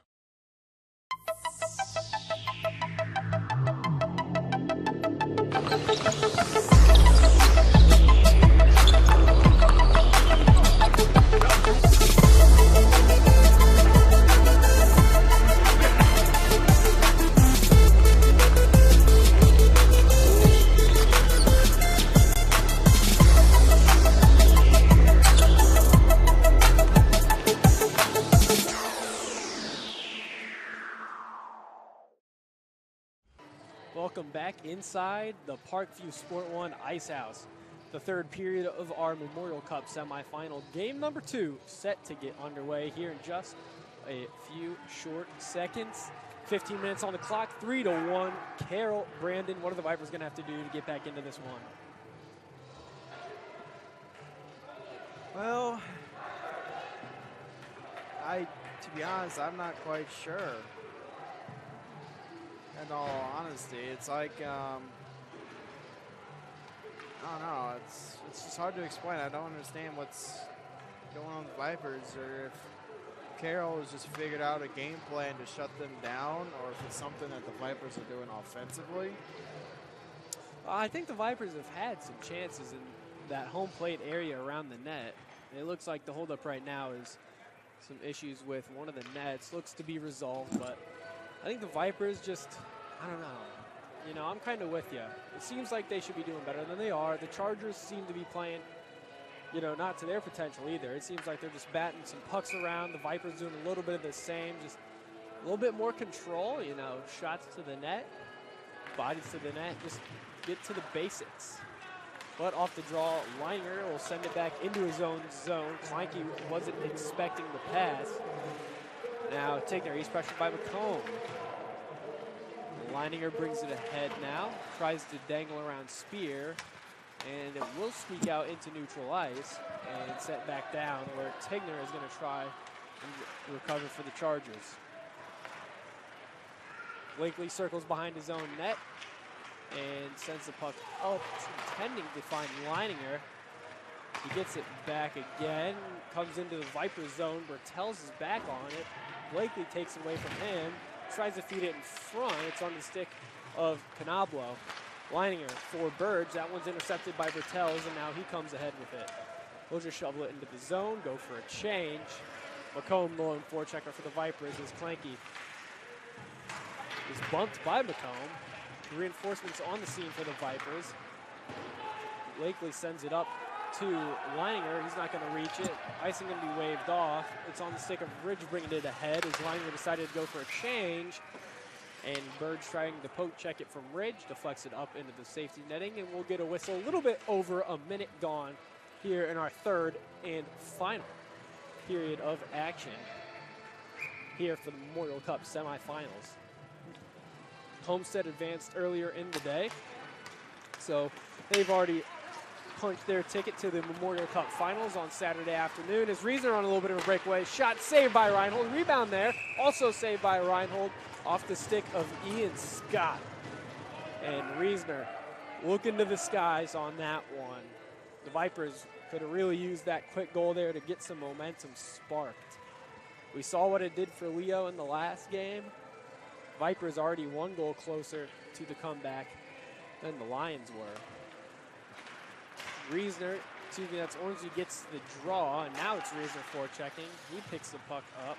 It's in his feet. He can't quite find it. Ringenberg does and brings it ahead. Dangles past Ormsby, but loses control in the process. Now Davies into the skates of Reisner. Still on it. It'll come backwards a little bit for Ridge. It's deflected up and will go all the way into the far neutral zone corner. Klein dusts it off a little bit and then sends it up ice where the Vipers take over. And Craig is there to pick up a loose puck off the stick of Ridge. Now Ringenberg with some speed down the right wing. Has some space, shoots high over the glove of Yeiser. In front of the Vipers bench now, it's on the stick of Reisner. And he's just going to dump that one in. Ormsby goes back on the forecheck and sends back up the wall. Comes to McKinnon with a weird bounce from the Zamboni doors. His shot tipped by Reisner. It's in front. Vipers can't find it. Now it comes to the Groot at the top and squeaks out. So the Vipers will have to reset, allowing Carroll to change. McKinnon quickly turns back with purpose. He's got a shooting lane, and he scores! Glove side on Jared Reinhold. The Vipers get a quick goal, and now the deficit just 1. Trevor McKinnon does what he does for the Vipers. Beats the goal to the glove side. I couldn't tell if it was over the glove or just under it. I think it was over it. We'll take a quick look at it here on the replay. You see him cut back here with some purpose, looking to shoot, and maybe it was under the glove, but nonetheless, they all count just the same, and the Vipers back within a goal. Most goaltenders, we pride ourselves on our glove hands. You can beat them. Not always a fun thing. Well, off the draw, we're just going to run it right back at center ice. Nothing like flashing the leather.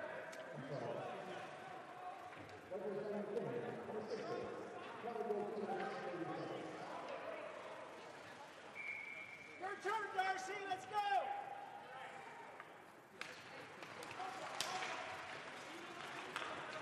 Off the draw, it's controlled by Simon Leininger as he brings it back in his defensive zone.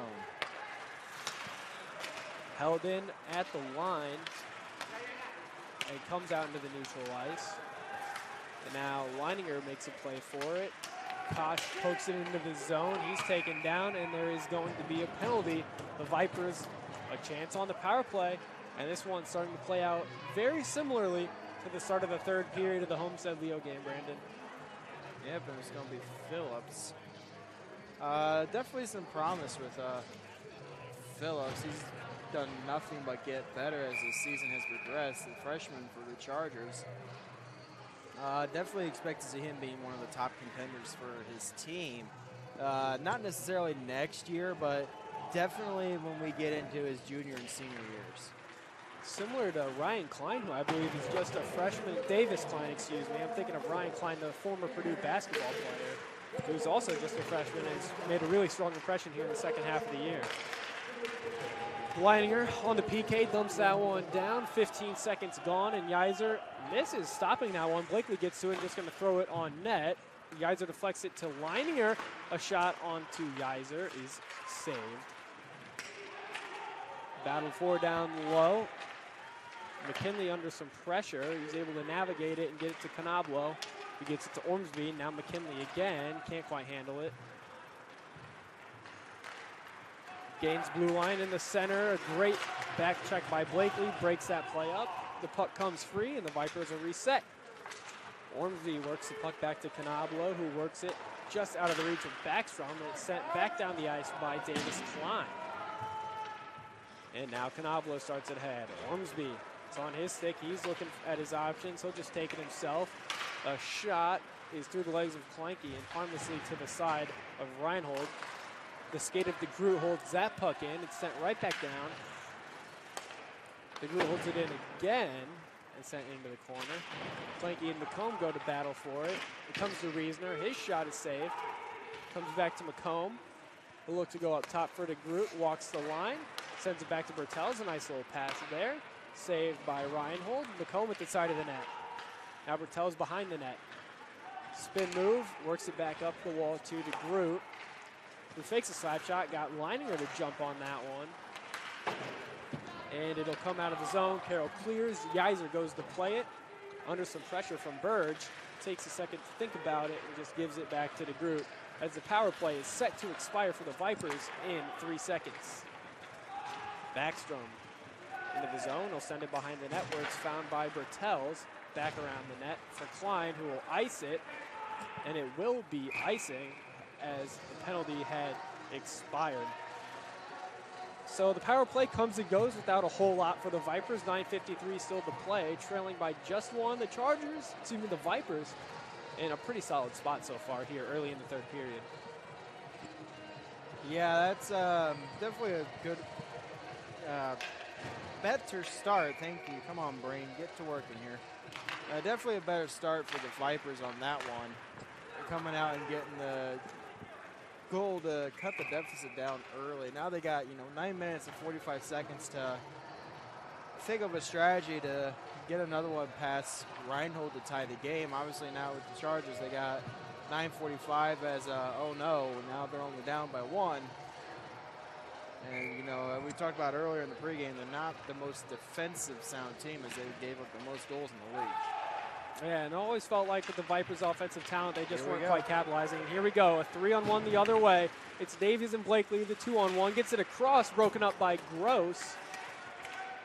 And danger averted for the time being, but the Chargers still with some pressure. Davies gets to it, but he feeds it right to Canablo. Blakely with a purposeful forecheck is able to knock that one away temporarily. It comes right back to Canablo. And now Kosh in the corner. Finds its way to Gross. Burge misses a poke check, but Craig holds it in at the line. Sends it down low for Canablo in the far side corner. Davies knocks that one away. Comes to Burge in the slot. It's knocked away from him. Tigner keeps it in. Sends it down low. Glove down by Burge. He works to the middle on the backhand. Sends it in front. And Blakely scores. Carroll gets the goal right back. Well, Norman Blakely's in the top 5 for the scoring race for a reason. That would be his, I believe, second goal of the game. So that brings him up to 12 goals on the year. As he's now one behind Simon Leininger, who has a goal tonight to bring him up to 13. So he's one goal behind for most goals in the season, or in the city. Oh, how about that? A great play by Burge, gloving that puck down. Blakely kind of just, went invisible in front of the net. The puck gets to him. He's got all kinds of time, goes to the backhand and slides it underneath the goaltender Yeiser. And Carroll is right back in business. Probably no more than about a minute or two after the goal from the Vipers. Reisner controls in his own zone. A little shoulder fake to get Austin moving, and he's skating free now. Finds some open ice. He comes with speed. He's got Ormsby with him. Tries to cut through the middle. Klein breaks it up. It still finds its way to the front of the net, and Klein comes free with it. Now he's come with some speed. Goes wide on DeGroot. DeGroot, a good job to put a shoulder on him and knock him aside, and the puck goes into the corner. Phillips pinches down and fires one on goal off the blocker of Yeiser. Fiedler is going to get a penalty for that. A little bit of a mini DDT type action there. And still unclear what the call is going to be. Probably just a roughing, but the Vipers going to get a chance to get that goal right back.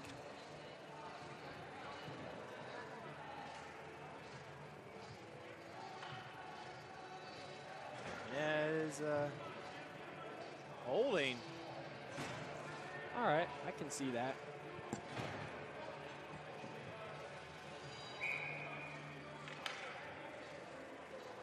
I was probably going to do maybe an interference because neither of them had the puck, but... Yeah, I probably would have leaned that way too, but either way, 2 minutes is 2 minutes. Yeah, there's just holding kind of caught me off guard on that one. Like I said, to me that was more of an interference. Well, here comes McKinley on the power play. He tries to feed it across for McKinnon, but it's broken up by the Chargers penalty kill. Ormsby with plenty of time and space to McKinley. It's there, and McKinley gets the goal right back.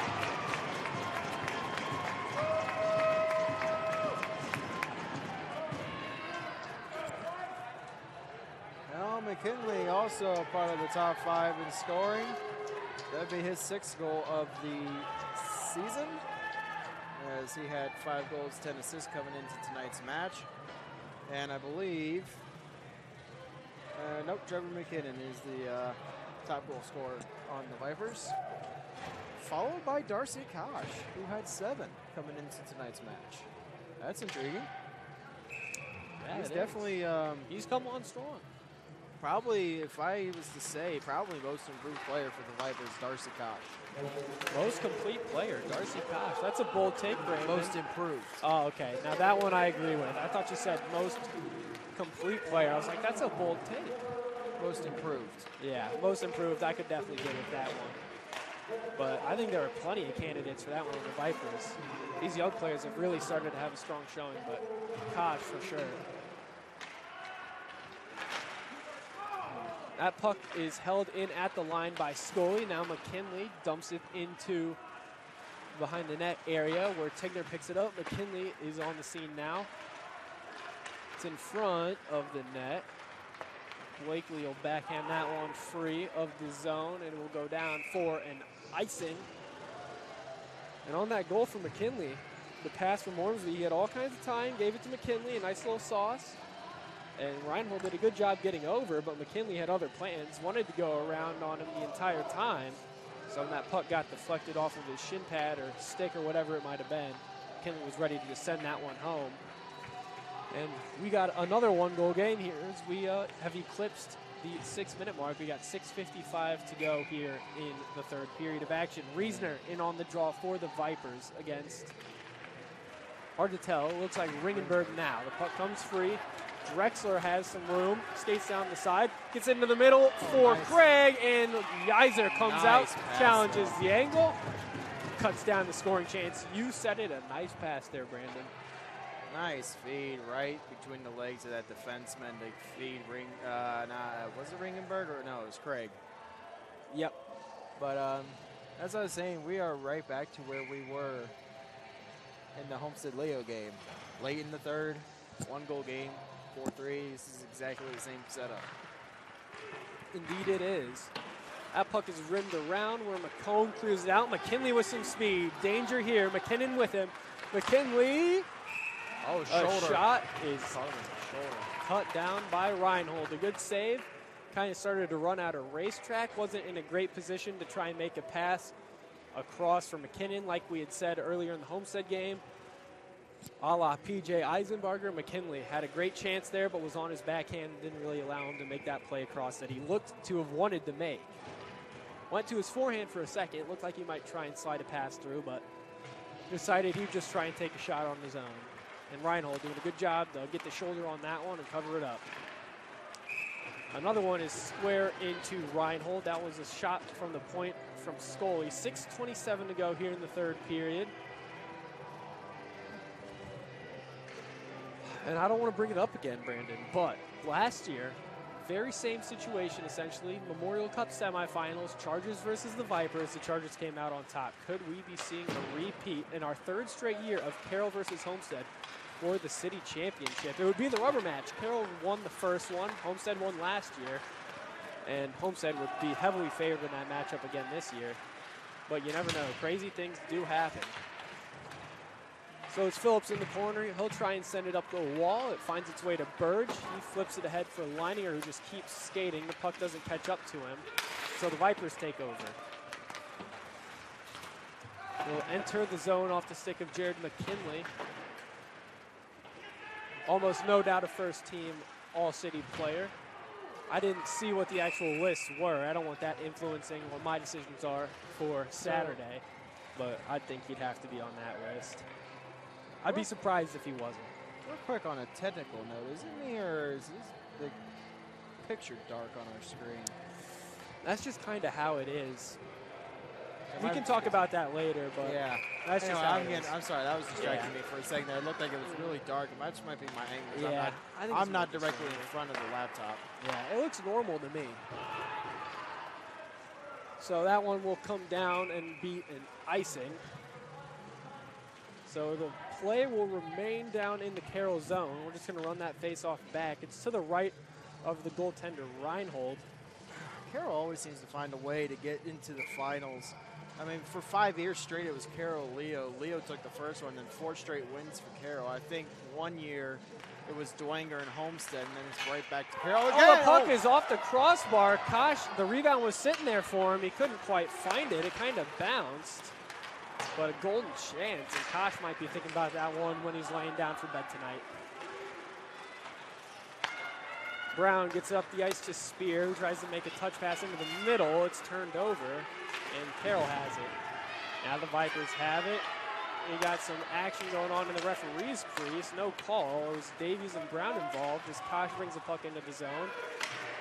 Tension starting to heat up. Of course, it is the playoffs, and now we're at the 5-minute mark. Under that now to play. 1-goal game. Ringenberg clears the zone for the Chargers. It's on the stick of Bertels. Now back to Brown. Over for DeGroot, who gains the zone. A shot is on the ice and covered by Reinhold. Brandon, back to what you were saying about Carroll and Leo, the 5 straight city championships. That is truly incredible. I think the year you were referencing with Bishop Dwenger, I think it was actually Dwenger and Leo that year. Was it? I thought it was Dwenger. I think it was Dwenger. Homestead. I think it was Dwenger, Leo, and then we came back with a Carroll Homestead. I think it was those 2 Carroll Leos. Yeah, because Carroll and Leo, when I was a sophomore, that was the last of the 5. It was like 11-1. I mean, Leo just had no business being in that one. Well, that was back when both teams were starting to get on the downswing. Yeah. Man, that was the year that the Carroll team was just unreal. I think that was the year that they made it to the 4A state championship. Probably should have won that game. Must but be nice. I just choked. Yeah, well, hey, you know what? That was what Carroll was known for until they finally made it there. And honestly, they choked that game away. We choked period, the 5A title. I don't want to hear it. Yeah, I can't relate to choking away a state championship. I won my one and only state finals game, so. As Langer in the slot, a backhand. It's free. It was on the stick of Blakely. It's still hanging around the slot. Covered by Yeiser and blown dead by the official. As Carroll had a golden chance there to once again add the insurance there. Oh, yeah. 3:55 left here in the third. 4-3. Carroll approaching their, I don't even know, like this what, six city championship appearance in 7 years or something like that? They went 5 in a row, and then theirs would be 3, so this would be their 8th in like 9 years. 9 years, man. That is an unprecedented run of success, especially considering the talent drop-off they've had from the last few years. So, won 3 straight city championships at one point, that set against Leo. Now here comes McKinnon, 2-on-1 with McComb if he hurries. A shot is on the near pad of Reinhold, so a rebound does not pop out to McComb, which is what McKinnon was probably looking for in that situation. Puck comes back to Klein in the Carroll zone. That puck is knocked down. McKinley in the slot. He's got time. A shot is smothered by Reinhold, and some extracurriculars in front of the net. As these guys, the Vipers especially, are playing to the whistle, not wanting to get upset in the semifinals for the 2nd year in a row. And Jared Reinhold has been a rock back there for the Chargers here the last few minutes, especially. He's been pretty solid for them all year as well. Yep, coming up big in the big moments right now. But we still got a lot of time to play. I don't know if Reinhold's been around for any of the nah, he had to have been around when they won that last city championship, I think. So, but these Vipers players, I don't know if any of the Vipers players on the roster right now have had the chance to play for a city championship, except for maybe Spencer DeGroot, I think is the only one. So these players no doubt want that chance. The puck is squeaking around the goal mouth. It's cleared out by Tigner. Almost hit one of his assistant coaches. Almost drilled poor Des. Yeah, you got to have your head up there. Former player for the Carroll Chargers. I mean, while we're talking about him, I mean, I got to say, I mean, his hat trick in the city championship game, the natural hat trick to send Carroll ahead and win that first one against Homestead was quite legendary. One of them was an empty netter, but, you know, we don't like to talk about that. Still counts. It does count. They all count the same. It could be the lacrosse goal, or it could be an empty netter. Still counts as one. As there's a battle down behind goaltender Yeiser, eating some time up. We're under 3 minutes to play now. It's Knobloch bringing it ahead. Bertels now, as he gains center, gains the blue line. And there's some miscommunication. It was on the stick of Spear. Clanky tries to clear. And it comes to Scully. He's got time. He skates it down. Shot low. Deflected in front by Spear. But harmlessly goes into the corner. Scully a one-timer. Tipped in front. It's on top of the net. Wow. Just 2 inches. And that one's probably in the goal. Goes to Ormsby in the slot. Sticks all around. Spear looking for his second of the night. Can't find it on that one. Now Leininger clears up off the wall. That one's going to go down for icing. And Carroll will hold for the time being. 2:07 to play. And that one got scary there for the Chargers. A couple of really good looks. Bouncing pucks in the goal mouth. But able to keep their net clear. It hit the net. It hit the wrong side of the net. Hit the top of the net. That one, Reinhold, when he looked back and saw that puck, he probably almost had a heart attack. The hard sink on that one, I know it. Got lucky. That one must have hit just off the top of the crossbar where the net starts. That one's tipped by the Vipers in front. McKinley behind the goal. Gets it up to Scully. Back down into the corner where Klein doesn't allow McKinley to get it. Craig puts the brakes on for a second. They'll battle for it. It comes up to McKinnon in the top of the circle area. Scully finds it on the wall. One-timer. That one slid through the goal mouth. Alexander Austin out there trying to clear it. Late in the game, 1.5 minutes to play. A 1-goal lead. Yeiser thought about coming to the bench. He's going to stay out to play the puck for a moment. He's out of position. This is dangerous for him. He finally guides it to a teammate, but that would have been a turnover. That one would have been brutal. Puck is sent down, tipped by Ringenberg, just wide of the goal. No high stick. I'm sure the Vipers would have been wanting one. We're just a little over a minute to play. Now here comes Riesner. They've got some numbers. They've got some space. Tries to feed it to the middle for Ormsby. They score! They score! Austin Ormsby! The Vipers tie the game 4-4 with 1.05 minutes to play.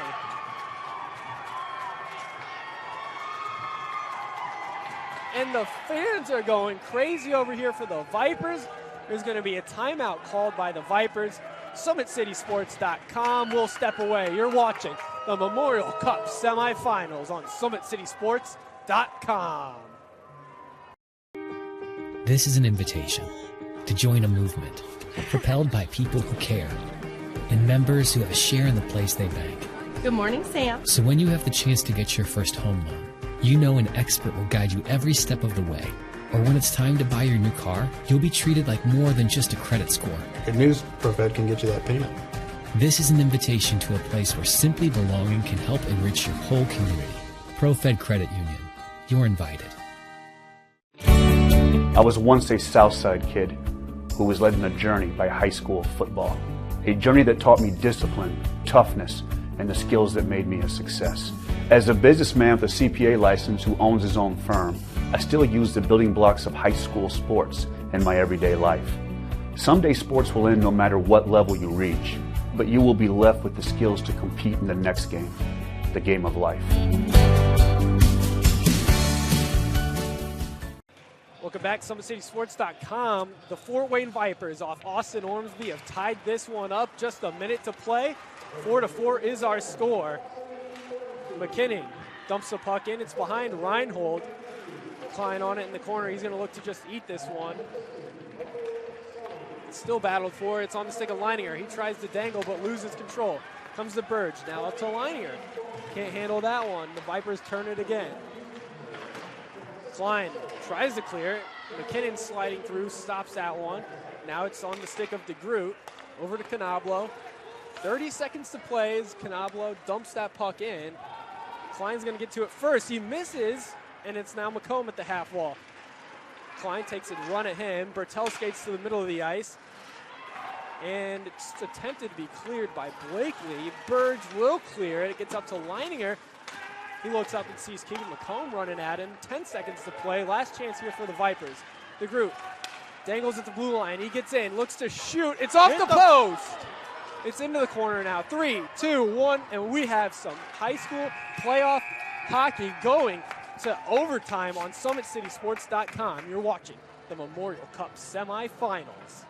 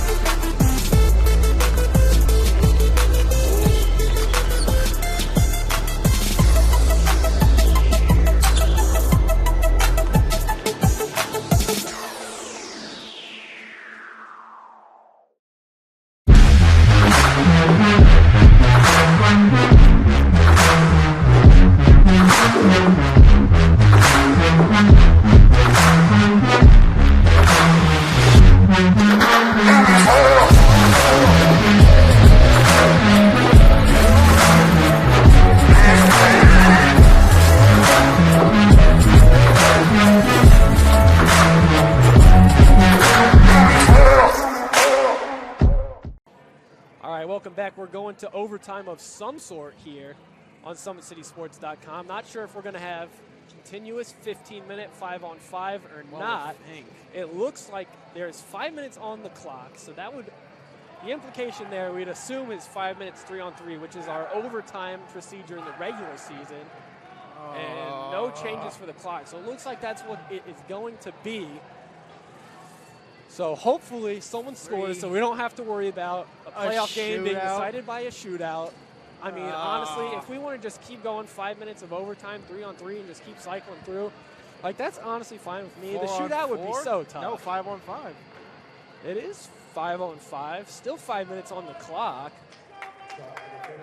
If we're going to do 5 minutes overtime, I'd rather honestly do it 3-on-3.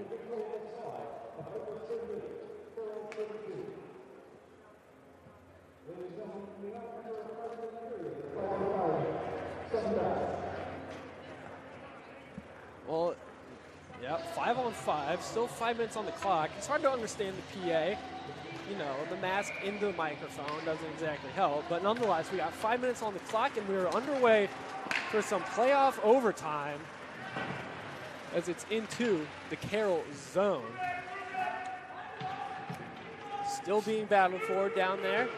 Leininger and Blakely down there, as well as one other white jersey. That was Clanky.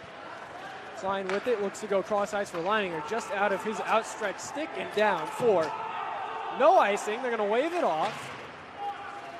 No ice. And Klein will hold it in at the line, but here comes McKinnon, gets it ahead to McKinley, and Jared Reinhold comes out tonight on one side. McKinnon, what a save by Reinhold! He robbed him! Reinhold dives back, gets the stick on an open net shot for McKinnon. What a save, and we're still playing hockey. Wow, how about that one? Hopefully I captured replay soon enough, because that was something special there from Jared Reinhold. We're going to have to take a look. I think I got it. Reinhold robbed him! That was unfair. All right, we're going to see if we have this or not. You're seeing it if we have it. I think we do, hopefully. Look at this here. Oh my goodness. That is just disrespectful. I mean, Trevor McKinnon is a senior and a captain. You cannot be disrespecting him like that. That's just not good for his image. But nonetheless, Canablo down to Ormsby. Cross ice for DeGroot. Open ice. Looks to shoot. Rebound is there. Canablo one-timer. Deflected down and wide of the goal off of Bertels. Here comes Carroll. Davies chips the puck ahead. He's dumped by DeGroot. Canablo back in the corner. Here come the Vipers. They've got numbers. They've got plenty of space. DeGroot, he's got Ormsby with him. A shot is low. Reinhold can't quite get to the cover. He's taken down by Ormsby. Davies doesn't like it. Ormsby doesn't like it. Davies doesn't like it at all and just puts him down to the ground. And he is probably going to sit for that one. We'll have to wait and see. But the action coming fast and furious here in overtime. Both teams selling out for the second spot in the Memorial Cup Finals. It is going to be a penalty to Davies. I think DeGroot's going to get one as well. That was DeGroot, not Ormsby. My apologies. DeGroot is going to get one. Looked like he was skating to the bench, but he will go to the box. Probably just going to be coincidental minors. We'll have a gathering of the committee down the referee's crease. The officials are talking about it. But holy smokes, man, I'm not even playing in my hardest pump. And that's how you know high school playoff hockey is intense. I said it earlier, I'll say it again. The eighth wonder of the world. And now we're in overtime. It doesn't get better than this.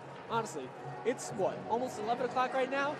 I don't even care what happens. As long as someone scores in overtime and we don't go to a shootout, I probably just end up, I don't know, I probably won't even go to sleep till like 3 o'clock this morning. I don't know. It's intense. You have to settle down. I need to cool it. I think it was these two teams that went to a shootout that I was calling a couple of weeks ago.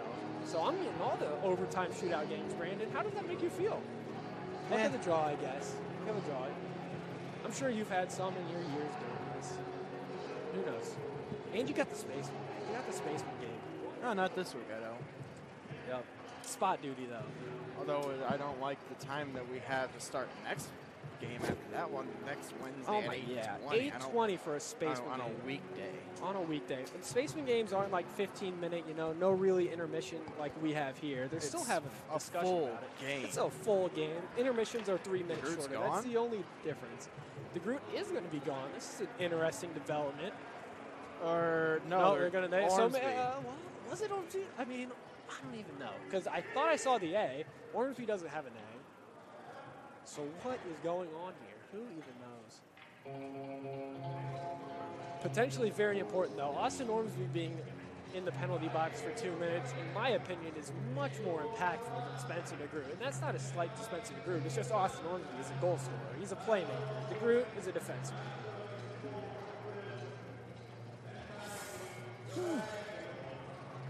Either way, Davies is going to sit for Carroll. There's no dispute about that one. I'm assuming it's going to be 2 and 2s, but the long discussion just has to be about which player for the Vipers is going to sit. And it will be Ormsby. It looks like things have settled down. Coach Yackley just getting the final explanation from the officials, as you can see there on the right side of your screen. All right, looks like we're ready to go. We'll listen in for the penalties.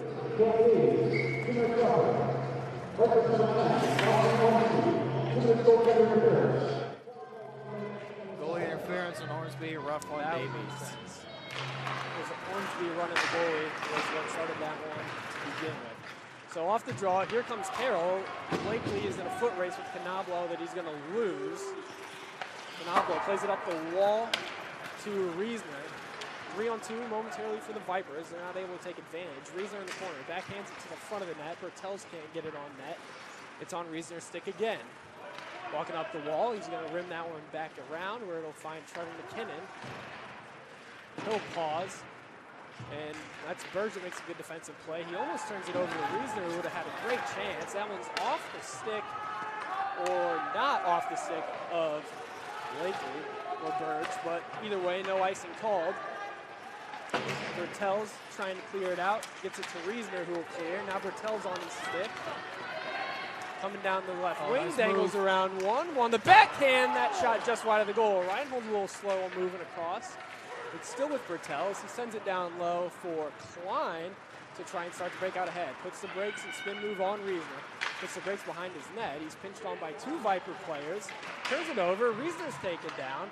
The puck is under him. Now Klein is going to take down Bertels. No penalty call. It could have potentially been interference. That puck will come down and become an icing with 2:22 to go here. And hopefully our first overtime. I say that because we want multiple overtimes instead of a shootout if we don't get a goal here. But I digress. We don't make the rules. We're just here to broadcast the games. You would be very disappointed if it was a shootout, as I'm sure all of you would. Game. You know what? It's Brand. It's okay, Brandon. There'll be the more cup, chances. maybe the cup. There'll be more. Maybe the chances. cup. Yep. You never know. A shot from Spear almost finds its way to the stick of McKinley. It's under Reinhold. Thought that one might have trickled through for a second. I did too. It's like he got his pad up, and that was on the ice. Like, oh, don't you looked a little unsure where that one was. That was scary if you're a Chargers fan, but no harm, no foul. That one was taken care of. So 2:15 to go. Still in the Carroll zone, as it has been for almost the entire overtime period. Drexler able to clear. That one is going to come down and be another icing. So 2:05 to play here in overtime. both Ormsby and Davies still in the box.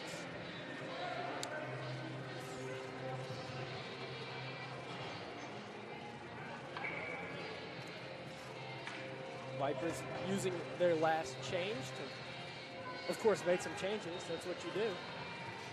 So McKinnon with a draw wins that one, but it finds its way to the stick of Phillips and out of his zone into neutral ice.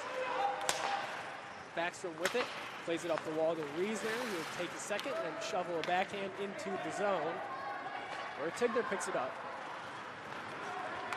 They started ahead, goes into the middle for Leininger, whose stick, if it was about, I don't know, a few inches longer, he probably would have caught some of these passes. It seems like every time I say pass into the middle, it's just pass the outstretched stick of Leininger.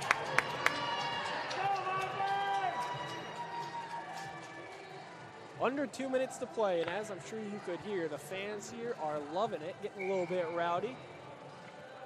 Pretty good crowd up in here tonight, especially on the Viper side of things, but as the draw is put into play, Leininger with the chance if he can break. He's got Blakely, 2-on-1. Leininger, a shot into the glove of Yeiser, a nice save. The first real test he's had here in overtime. Leininger, a shooter, so you know he's going to be looking to shoot that one, as Blakely was another option down the left side. Maybe could have shot for a rebound there. That's what I was thinking. Shoot it off the pad, but make it bounce just hard enough to get to Blakely. Yeah, that's what I would have done, but Simon Leininger is the league leader in goals, so if he felt that he could snipe that one, you know what? I mean, go for it. But Blakely wins the draw. Phillips, Klein, it's into the middle of the stick of Blakely, saved by Yeiser, covered by Yeiser. Danger is averted again. Yeiser coming up big with a couple of saves here. Hasn't seen a whole lot of action in overtime, but has been solid when necessary. It would have been heartbreaking for him on that goalie pole. We talked about it. A little bit of stick handling might have took too long. If you would have turned it over to a Carroll player, that one would have been That's actually over. the pivotal moment of the game, is that stick handle by Yeiser. If he misses, it's obviously sealed. I think he didn't. Was that the play that actually ended up leading to the Viper goal? As it's at the side of the net for Carroll. Blakely, Leininger there too. Ormsby fresh out of the box. Now it's on the stick of McKinley. Gains center. Poke checked away by Burge. Back to Canablo. Goes to his defensive partner Scully on the far side. He'll skate it up. Gains center. Dump it in. On goal. And now it comes out to Canablo. He'll make a quick play to McComb. It comes out. He'll just break out the 60-degree and put a soft one into the Carroll zone. Now it's Klein bringing it ahead.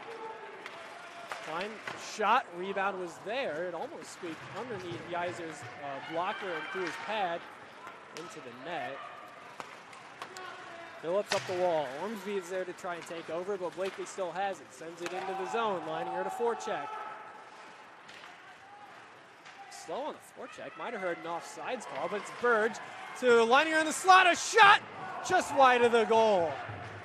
Now Ormsby tries to feed it to McComb, but it misses him. It will go all the way down and be an icing. 20.4 seconds to go in the overtime period. Carroll now pushing, taking their turn here in the last 2 minutes. Timeout. And we are going to have a timeout. So with 20.4 seconds to play in our overtime period, we'll step aside. You're watching the Memorial Cup semifinals on SummitCitySports.com.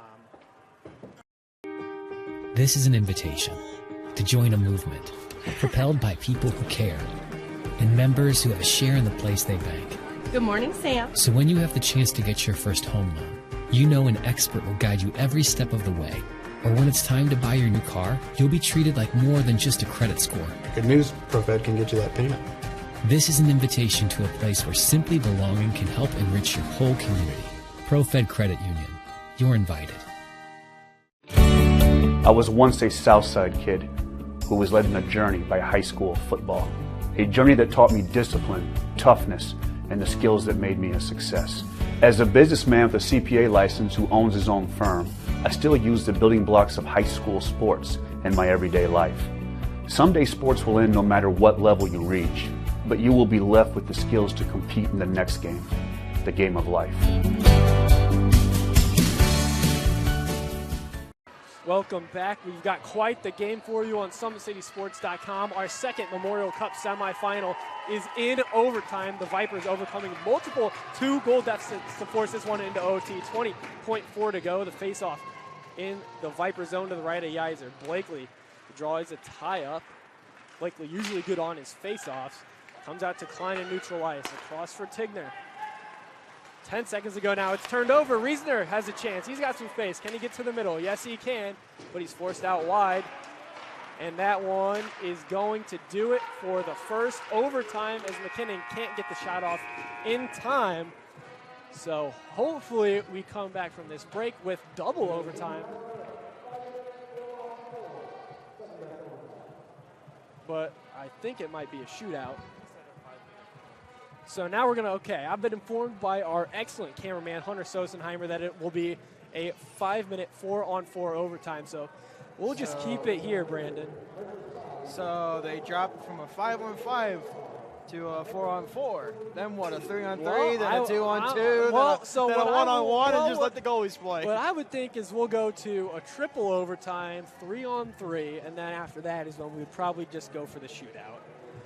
Nah, I like my idea. That's the 3-on-3. We'll just play 2-on-2. Dude, then if we get down to 1-on-1. Then 1-on-1. And then after that, just let the goalies play it out. Honestly, first goalie to score on an empty net wins. I think that would be a very acceptable solution. I've never heard of this being like 5-on-5, then it drops to 4-on-4. This is nutty, dude. Imagine if we have to deal with this in the city championship. Prayers that isn't the case. That would be absolutely crushing. But all right, maybe not necessarily dropping a player, but the OT I like. Oh, for sure. I'm cool with the OT.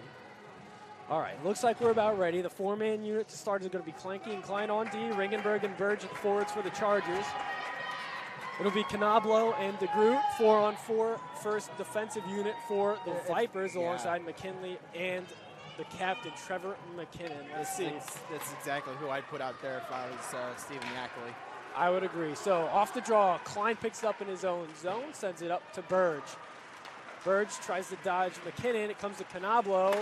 His shot is deflected up into the ceiling, and we'll have a whistle with just 14 seconds gone here in double overtime. It's intense. It is intense in here. You can just feel it. You can feel it, Brandon. It's truly something special. High school playoff hockey. It really doesn't get any better than this. I'll keep saying it. I will. You don't believe me, I will. McKinley into the draw. Same guys out there for both teams. It's Ringenberg that wins it for Carroll.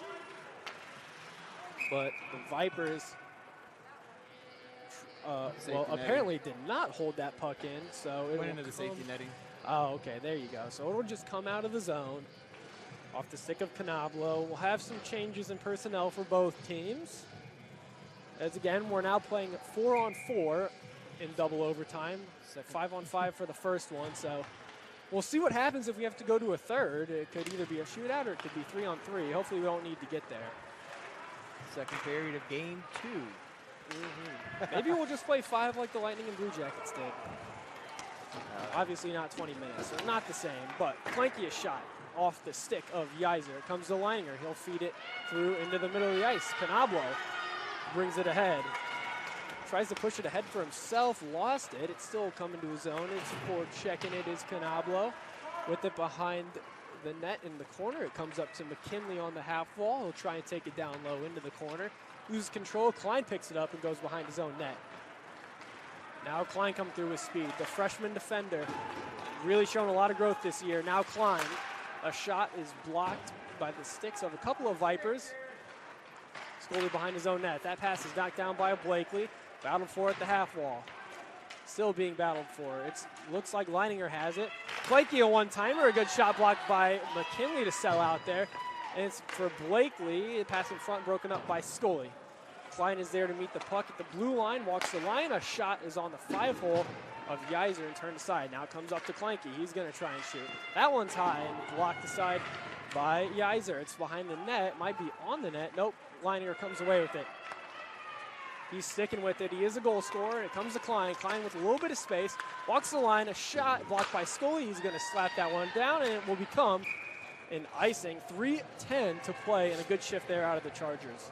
Yeah, definitely a good shift out of the Carroll Chargers on that one. Looks like a couple of the Homestead players up here waiting to see who they're going to be playing. Maybe a little bit of scouting. Can't blame them.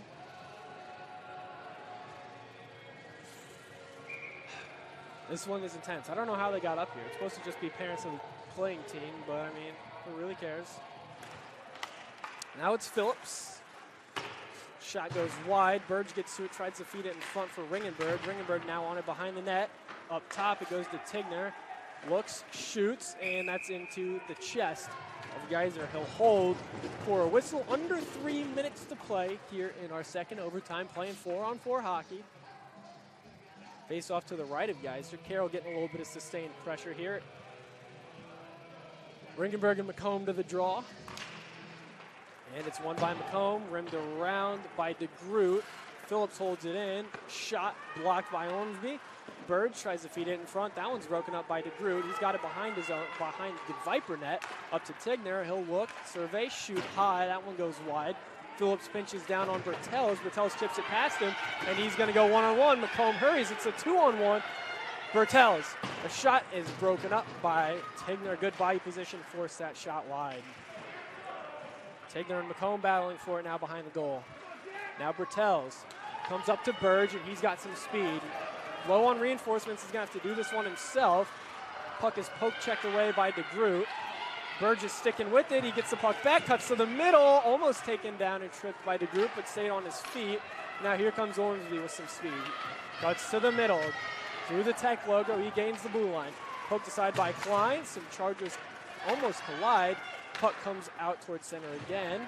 Now Klein looks for it. It's on his stick. He's bumped by Spear. He's got it now. Spear dumps it in. Clanky takes over, and it's sent up. That one is going to be icing on the Chargers. 1:46 to go. To be honest, if I was Burge, if I was ever to try to sell a trip, that would probably be one where I would try to sell it. I know, that'd be the time to do it, but you also don't want to get called for a diving. So, I mean, obviously you don't want to be there's a balance diver, but at the same time, if you were going to try to sell one, that would probably been time to sell. I think he could have got away with it, honestly. Lining her through the middle, he's got some time, he's got speed. Blowing past Canablo, backhand forward, backhand score! The Chargers win! They're going to the city championship again with the second straight upset of the Fort Wayne Vipers. The Chargers take it 5-4 in double overtime, and we'll see them Saturday afternoon at 2 o'clock.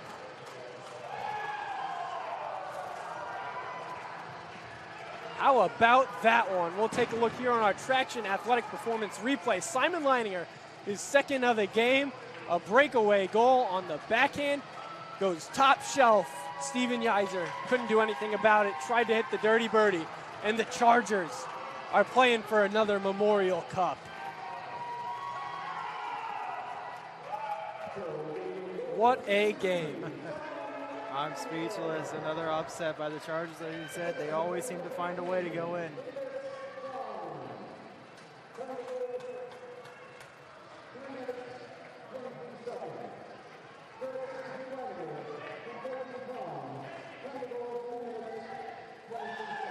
Wow. Another great game between these two teams. They went to a shootout earlier in the year. They went to obviously double overtime right here, right now. We're going to have a little bit of handshake action, something we haven't seen this year because of COVID, but a large aspect of hockey culture, the post-playoff game handshakes. A great matchup between these two teams, and the Chargers coming out on top with a huge win. 5-4 in double overtime over the Vipers, the second year in a row. Absolutely a great matchup. So that's going to do it here for us on SummitCitySports.com after a fantastic night of high school playoff hockey. The eighth wonder of the world proved it right here with this game tonight. A classic here in Fort Wayne. So we'll see you on Saturday at 2 o'clock for the city championship. It'll be the Homestead Spartans and the Carroll Chargers. For my cameraman, Hunter Sosenheimer, my partner in crime on color commentary, Brandon